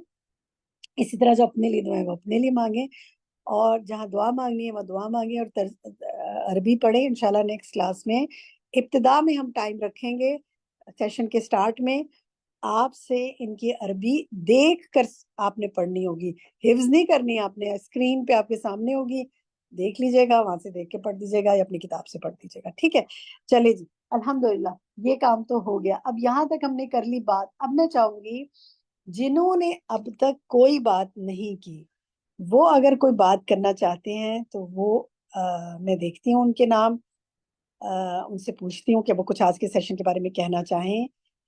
फरत मसूद, आप कुछ कहना चाहेंगी? क्या सीखा अस्सलाम आज? वालेकुम। अस्सलाम वालेकुम। हाँ जी, वालेकुम सबसे ज्यादा इस चीज में जो है ना, वुजू के लिए हम जो है बहुत ज्यादा, कभी कभी बहुत जल्दी, और बिल्कुल किसी चीज में मतलब बहुत जल्दी भी है, और है ना हम 3 बार करना शुरू हो जाते हैं। इसमें नई बात पता लगी कि एक बार भी कर सकते हैं, 2 बार भी कर सकते हैं। तो अब इस चीज पे अमल करेंगे कि भाई है ना, हम लोग चाहे कई दफा पानी बहुत कम होता है या कुछ ऐसा मसला होता है, तो हम लोग है ना मतलब चाहते हैं कि बस वुजू हमारा पूरा हो, चाहे पानी खत्म हो जाए। तो इस वजह से फिर ये भी हमारे को सीखने को मिला है कि भाई ये ना हर चीज जो एक बार भी कर सकते हैं। हाँ, लेकिन ये कि एक अगर पानी वाफर मिकदार में हो तो फिर कोशिश करें 3 बार ही जी हाँ, करें। नहीं जैसे कई दफा पानी नहीं होता या कम होता है, या किसी ऐसी बिल्कुल। जगह जैसे सफर में है हम, तो जी सफर में जी, बड़ा मसला होता है पानी का, तो जाहिर है मेरे कि वो हस्बैंड फिर पिछले करना दिनों मुश्किल। हॉस्पिटलाइज थे, मुझे इससे बात याद आ गई। तो हम नमाज का वक्त था, तो मैंने सोचा कि अब उनको क्या करूँ ना, तयम्मुम नहीं करा सकती, पानी तो अवेलेबल है। तो मैंने उनसे कहा, डॉक्टर से, नर्स से, कि मुझे वुजू कराना है इनको। तो उन्होंने कहा इनको तो माफ है, छोड़ें आप, ये तो मरीज है, ड्रिप्स लगी हुई है, इनको क्या जरूरत है। फिर मैंने कहा अब यहाँ ये तो किसी सूरत कर ही नहीं रहा, मैं क्या करूँ, तयम्मुम करा दूँ, مٹی بھی لے آئی ہاتھ میں لگا کے. پھر ڈاکٹر جو آئے نا وہ خود بہت اتنی بڑی ان کی داڑھی ماشاءاللہ اور بہت دیندار لگ رہے تھے. تو انہوں نے یہ کہا کہ آپ, میں نے کہا مجھے ان کو وضو, میں ان کو تیمم کرا دوں, کیا کروں آپ بتائیے. تو کہنے لگے نہیں تیمم کیوں کرانا ہے, ہم ان کو وضو کرا دیتے ہیں. انہوں نے اسٹاف کو کہا لائیں یہاں پر ڈبہ لے کر آئیں اور ٹب لے کر آئیں, اور مجھے کہنے لگے میں ان کو فرض وضو کروا دوں. سبحان اللہ, ابھی دو تین ہفتے پچھلے ہفتے کی بات ہے, کہنے لگے میں ان کو فرض وضو کرا دوں. میں نے کہا کرا دے. کہتے ہیں میں خود کرا دیتا ہوں. اللہ ان کا بھلا کرے کہ اس بندے نے خود میرے ہسبینڈ کو وضو کرایا اور بالکل یہی کرایا جو کہ ہم پڑھ رہے تھے. سبحان اللہ. تو دیکھیں زین میں کتنی آسانیاں ہیں نا. اب اور انہوں نے لیٹے لیٹے نماز پڑھ لی. اس بات سے یہ ہوا کہ میری امی نا معذور تھیں, تو ہم لوگ ان کو وضو کراتے تھے, مگر وہ پورا ہی وضو کرتی تھیں کہ مطلب وہ 3 مرتبہ کرنا. اب جیسے یہ بات اب پتہ لگی ہے, اب پڑھنے لگے ہیں تو اس چیز کی سمجھ بھی آئی. اب تو خیر اللہ پاک ان کو جنت نصیب کرے, وہ رہی نہیں, مگر یہ کہ ان کے لیے ہم انشاءاللہ ضرور. اچھا چلے جی, آج یہیں تک بات کرتے ہیں کیونکہ اب آپ کے کوئز پول کا ٹائم ہے. آج آپ نے جو کچھ سیکھا ہے اس کو کسی ایسے شخص کے ساتھ شیئر کریں جو آج کی کلاس میں شامل نہ ہوا ہو. یہ آپ کا ہوم ورک ہے. نیکسٹ ویک ہم آپ سے پوچھیں گے آپ نے کس سے کیا شیئر کیا. انشاءاللہ ابتدا میں پوچھیں گے آپ سے. جزاکم اللہ خیرا کثیرا. یہیں تک آج بات کرتے ہیں. ربنا تقبل منا انک انت السمیع العلیم وتب علینا انک انت التواب الرحیم وآخر دعوانا الحمد للہ رب العالمین. Now we are going to have quiz poll. Over to you, Shafaq. جی وعلیکم السلام ورحمۃ اللہ وبرکاتہ. کیا حال ہیں آپ سب کے؟ میں آپ سب کو بہت زیادہ مس کر رہی تھی. روز کی ایک کلاس ہوتی تھی دورہ قرآن میں اور ایک خوب سا رونق کا ماحول ہوتا تھا. تو یہ ہے کہ آج صبح سے کلاس تھی تو مجھے بہت ایکسائٹمنٹ ہو رہی تھی کہ انشاءاللہ آپ سب سے ملاقات ہوگی. تو ہو گئی الحمدللہ. تو چلیے اب بڑھتے ہیں کوئز پول کی طرف اور دیکھتے ہیں کہ آپ نے کتنی بات جو ہے اس کو محفوظ کیا. بسم اللہ الرحمن الرحیم. تو جناب سوالات آپ کے سامنے اسکرین پر موجود ہیں. کوسچن نمبر 1 کو دیکھتے ہیں. وضو کے اعضاء کو ڈیش دھونے سے فرض ادا ہو جاتا ہے. آپ کے آپشنز ہیں 1 بار یا پھر 2 بار یا پھر 3 بار. کوسچن نمبر 2 کو دیکھیے. پانی وافر ہو تو اعضائے وضو کو ڈیش بار دھونا افضل ہے. 3 بار, 5 یا پھر 7 بار. کوسچن نمبر 3 کو دیکھیے. دوران نماز وضو ٹوٹنے کا شک ہو تو نماز ڈیش جب تک کہ بو محسوس نہ کرے یا آواز نہ سن لے. آپ کے آپشنز ہیں نماز توڑ دے یا پھر نماز نہ توڑے. کوسچن نمبر 4 کو دیکھیے. وضو جس میں تھوڑا پانی استعمال کیا جائے اسے ڈیش وضو کہیں گے, خفیف یا پھر افضل. Question number 5. استنجا نہیں کیا جا سکتا پانی اور پتھر سے یا پھر ہڈی اور گوبر سے. کوسچن نمبر 6 کو دیکھیے. رسول اللہ صلی اللہ علیہ وسلم نے فرمایا جب تم میں سے کوئی بیت الخلاء میں جائے تو اپنی شرمگاہ کو ڈیش نہ چھوئے. آپ کے آپشنز ہیں دائیں ہاتھ سے نہ چھوئے یا پھر بائیں ہاتھ سے نہ چھوئے. کوسچن نمبر 7 کو دیکھیے. ڈیش رسول اللہ صلی اللہ علیہ وسلم کے جوتے, تکیا اور وضو کا پانی ساتھ لیے رہتے تھے. آپ کے آپشنز ہیں عبداللہ بن مسعود رضی اللہ عنہ یا پھر عبداللہ بن عمر رضی اللہ عنہ. کوسچن نمبر 8 کو دیکھیے. جب تم میں سے کوئی پانی پیے تو ڈیش میں سانس نہ لے. آپ کے آپشنز ہیں برتن میں یا پھر ناک میں. کوسچن نمبر 9 کو دیکھیے. حدیث 138 ہے. ان نبی صلی اللہ علیہ وسلم یقول ان امتی یدعون یوم القیامت غرا محجلین من آثار الوضوء فمن استطاع منکم ان یطیل غرتہ فلیفعل. غرن محجل وہ ڈیش کا چہرہ اور ہاتھ پاؤں سفید ہو. آپ کے آپشنز ہیں وہ شیر جس کا چہرہ یا وہ بیل جس کا چہرہ یا پھر وہ گھوڑا جس کا چہرہ اور ہاتھ پاؤں سفید. کوسچن نمبر 10 کو دیکھیے. حدیث 158 ہے. اتن نبی صلی اللہ علیہ وسلم الغائط فامرنی ان آتیہ بثلاثۃ احجار فوجدت حجرین والتمست الثالث فلم اجدہ فأخذت روسة فأتيته بها فأخذ الحجرين وألقى الروسة وقال هذا ركس. تو سوال آپ کا یہ ہے کہ ہاذا رکسن کا معنی ہے یہ نجس ہے یا پھر یہ پاک ہے. تو جناب یہاں آپ کے 10 کویسچنس مکمل ہوتے ہیں. کچھ آپ کے لیے اناؤنسمنٹس ہیں، پہلے وہ بتا دیتے ہیں. پہلی اناؤنسمنٹ یہ ہے کہ جو ہمارے ساتھ صحیح البخاری کا پارٹ 1 کر رہے تھے، ان کے ساتھ فائنل اسائنمنٹ جو ہے 2 پارٹس کے اندر یعنی پارٹ 1 اور پارٹ 2 پورٹل پہ شیئر کر دیا گیا ہے ود دا ڈیڈ لائن کہ آپ کو جو ہے 22 تک انشاءاللہ اس کو کرنا ہے. اور یہ ہے کہ آپ نے انشاءاللہ اس کو ٹائملی جو ہے سبمٹ کرنا ہے، کیونکہ فردر جو ہے وہ ٹائم نہیں دیا جائے گا. تو اگر ابھی تک آپ نے اس کو نہیں اٹیمپٹ کیا تو کائنڈلی آپ اس کو اٹیمپٹ کر لیجئے. اور یہ ہے کہ آپ کو ہر پارٹ کو اٹیمپٹ کرنے کے لیے 4 آورس کا ٹائم دیا گیا ہے. تو ضروری نہیں کہ آپ دونوں پارٹس اکٹھے بیٹھ کے کریں. آپ پارٹ 1 پہلے کر لیں، پھر چاہیں تو اسی دن کر لیں یا اگلے دن کر لیں. لیکن یہ ہے کہ you have to do both the parts, part 1 اور پارٹ 2 دونوں آپ کو کرنے ہیں اور اپنی ڈیڈ لائن سے پہلے کرنے ہیں. ٹھیک ہے، ایک دفعہ دوبارہ ذرا سا میں ڈیڈ لائن مین وائل آپ کو دیکھ کے بتا دیتی ہوں.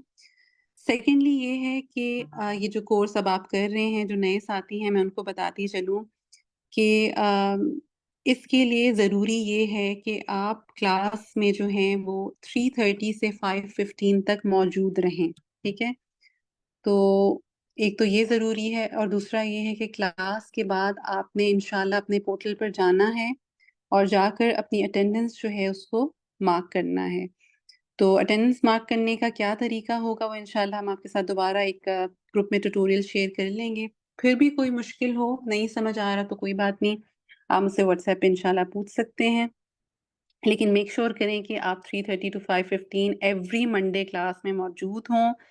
باقی ساری چیزوں کو جو ہیں وہ آگے پیچھے کر لیں، لیکن کلاس کے ٹائم پر انشاءاللہ آپ نے کلاس میں موجود ہونا ہے. اینڈ سیکنڈلی کلاس کے رائٹ آفٹر میک شور کریں کہ آپ اٹینڈنس ضرور مارک کریں. آپ کے پاس رات 12 بجے تک کا ٹائم ہوتا ہے، لیکن آپ اس کو کل نہیں مارک کر سکتے، ایک دن پہلے مارک نہیں کر سکتے، اور 2 دن 3 دن بعد نہیں مارک کر سکتے. آپ کو کلاس والے دن ہی اٹینڈنس مارک کرنی ہے. ٹھیک ہے، تو پھر انشاءاللہ ہم آپ کو دکھائیں گے بھی کہ کیا کیا وہاں آپشنس ہوتے ہیں. اور فردر یہ ہے کہ جیسے کہ میں کہی تھی کہ جو ہمارے پرانے اسٹوڈنٹس ہیں ان کی ڈیڈ لائن ٹیوزڈے 30 اپریل ہے. تو میک شور کیجیے گا کہ آپ لوگ اس سے پہلے جو ہے انشاءاللہ اپنا فائنل اسیسمنٹ جو سرٹیفکیٹ کے لیے اپلوڈ کیا گیا اس کو ضرور اٹیمپٹ کر لیں. ٹھیک ہے، تو اب جو ہے وہ بڑھتے ہیں چیٹ کی طرف اور دیکھتے ہیں کہ کتنے ساتھی جو ہیں وہ اٹیمپٹ کر چکے ہیں. جی، تو کتنے ساتھی جو ہیں وہ کر چکے ہیں. سب سے پہلے اوپر اسکرال کر کے دیکھتے ہیں. اچھا جی، ماشاءاللہ بہت سارے ساتھی جو ہیں وہ کر چکے ہیں. سب سے پہلے سحرش انصاری نے کیا ہے، چلیں اللہم بارک. اور اس کے بعد جو ہے رحیلہ، اور پھر عائشہ طارق، افشان اشفاق اور باقی ساتھی جو ہیں وہ کرتے گئے ہیں. کچھ میں ہاتھ بھی دیکھ رہی ہوں انشاءاللہ. پہلے ذرا سا چیٹ میں دیکھ لوں. نہیں زونی 30 اپریل ہے، میں نے ابھی گروپ چیک کیا ہے. تو یہ ہے کہ آپ کو اسائنمنٹ جو ہے فائنل اسائنمنٹ 30 تک کرنی ہے. اچھا، اب نسیم خان، اگر آپ کا کچھ اس حوالے سے سوال ہے تو آپ ضرور پوچھ سکتی ہیں. اور طاہرہ یاسمین. جی جی میرا سوال یہ ہے کہ میں آج جو ہے میرے یہاں لائٹ نہیں تھی، تو میں موبائل ڈیٹا سے انٹر ہوئی ہو کر، اور پھر بار بار وہ ڈسکنیکٹ ہو رہا تھا. تو میری جو اٹینڈنس لیٹ تو نہیں لکھی جائے گی؟ کیونکہ میں جب لائٹ آئی ہے تقریباً آئی تھنک 4 بجے کے قریب، تو پھر فوراً میں پھر انٹر ہو گئی. تو مجھے تھوڑی سی تو فکر ہے. آپ نے کیا ہاف این آور کا مس کر دیا؟ جی ایسا ہی کیا ہے میں نے، کیونکہ اس سے پہلے میں انٹر ہوئی موبائل ڈیٹا سے، لیکن وہ میں نے شروع سے تو تھوڑی سی لیکچر سنا ہے، اس کے بعد میں پھر میرا وہ ڈسکنیکٹ، پھر میں انٹر ہوئی، پھر 4-5 دفعہ میں نے ایسے کیا. تو پھر میں نے کہا اب یہ تو میں سن ہی نہیں پا رہی، تو میں نے پھر لائٹ کا انتظار کیا. تو 4 بجے لائٹ آئی، پھر میں نے شروع کیا. تو آپ جیسے کہ اچھا چلیں میں اس کا آپ کو جواب دے دیتی ہوں. دیکھیں ہفتے میں ایک ہی دن آپ کی کلاس ہوتی ہے، وہ بھی چند گھنٹوں کی ہے. ٹھیک ہے، 3:30 to 5:15 کوئی اتنا زیادہ ٹائم نہیں ہے نا. تو میک شور یہ کریں کہ آپ جو ہیں وہ اس وقت کلاس میں موجود ہوں. اپنے انٹرنیٹ کو چیک کریں، اپنی ڈیوائس کو ٹچ کریں، اپنا کوئی کارنر بنائیں، फोकस होके बैठें। वैसे भी देखें हदीस का और कुरान की क्लास का क्या अदब है कि आप जो है मतलब इस तरह नहीं कि रैंडमली बस उठे और आके बैठ गए। तो वो सारी चीज़ों को भी मलहूज़ रखते हुए जो है ना आप करें। तो अगर आप मिस आउट करें तो फिर जब आप जॉइन करते हैं तो यू डू फील लॉस्ट ना। तो अब आप फिर मिस्ड ही मार्क करेंगी। वहाँ पे 3-4 ऑप्शंस होते हैं, उसमें से थोड़ा-सा जो लेट वाला ऑप्शन आप उसको मार्क करेंगी। अच्छा, दूसरा ये है कि चैट में कोई मेरा नंबर माँग रहा है तो मैं रिक्वेस्ट करूँगी ज़ेबा से कि ज़ेबा आप मेरा व्हाट्सएप नंबर जो है यहाँ पर सदफ जहान को प्लीज़ भेज दीजिए। और ताहिरा अगर आपका कोई क्विक सा सवाल हो तो हम ले लेते हैं, वरना फिर हम रिजल्ट्स की तरफ बढ़ते हैं। जी, मेरा क्वेश्चन है कि ये इनका अहादीस का इंटरनेशनल नंबर क्या होता है? क्योंकि मैंने एक अपने हमारे ग्रुप में थे डॉक्टर्स, तो मैंने उनको ये शेयर की हदीस जो हम पढ़ते हैं, तो उन्होंने कहा कि मुझे इसका इंटरनेशनल नंबर बताओ। नीलोफर बाजी, आप कुछ कहना चाह रही हैं इस हवाले से?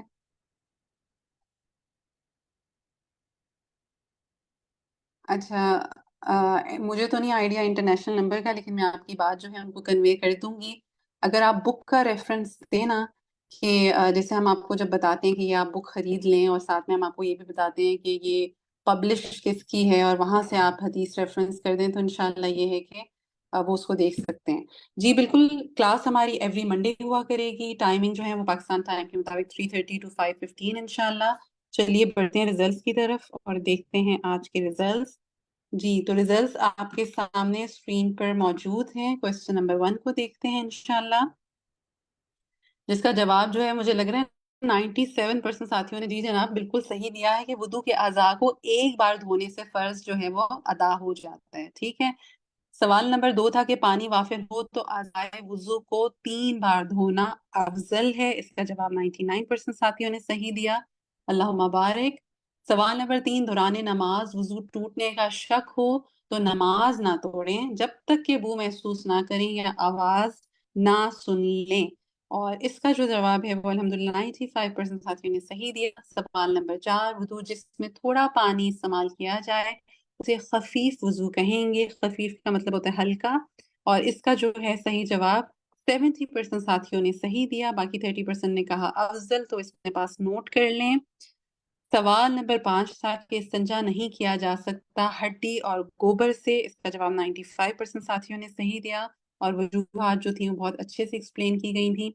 सवाल नंबर 6 के रसूलुल्लाह सल्लल्लाहु अलैहि वसल्लम ने फरमाया जब तुम में से कोई बैतुल खला में आए तो अपनी शर्मगाह को दाएं हाथ से ना छुए। अल्हम्दुलिल्लाह 95% साथी जो हैं बात जानते हैं।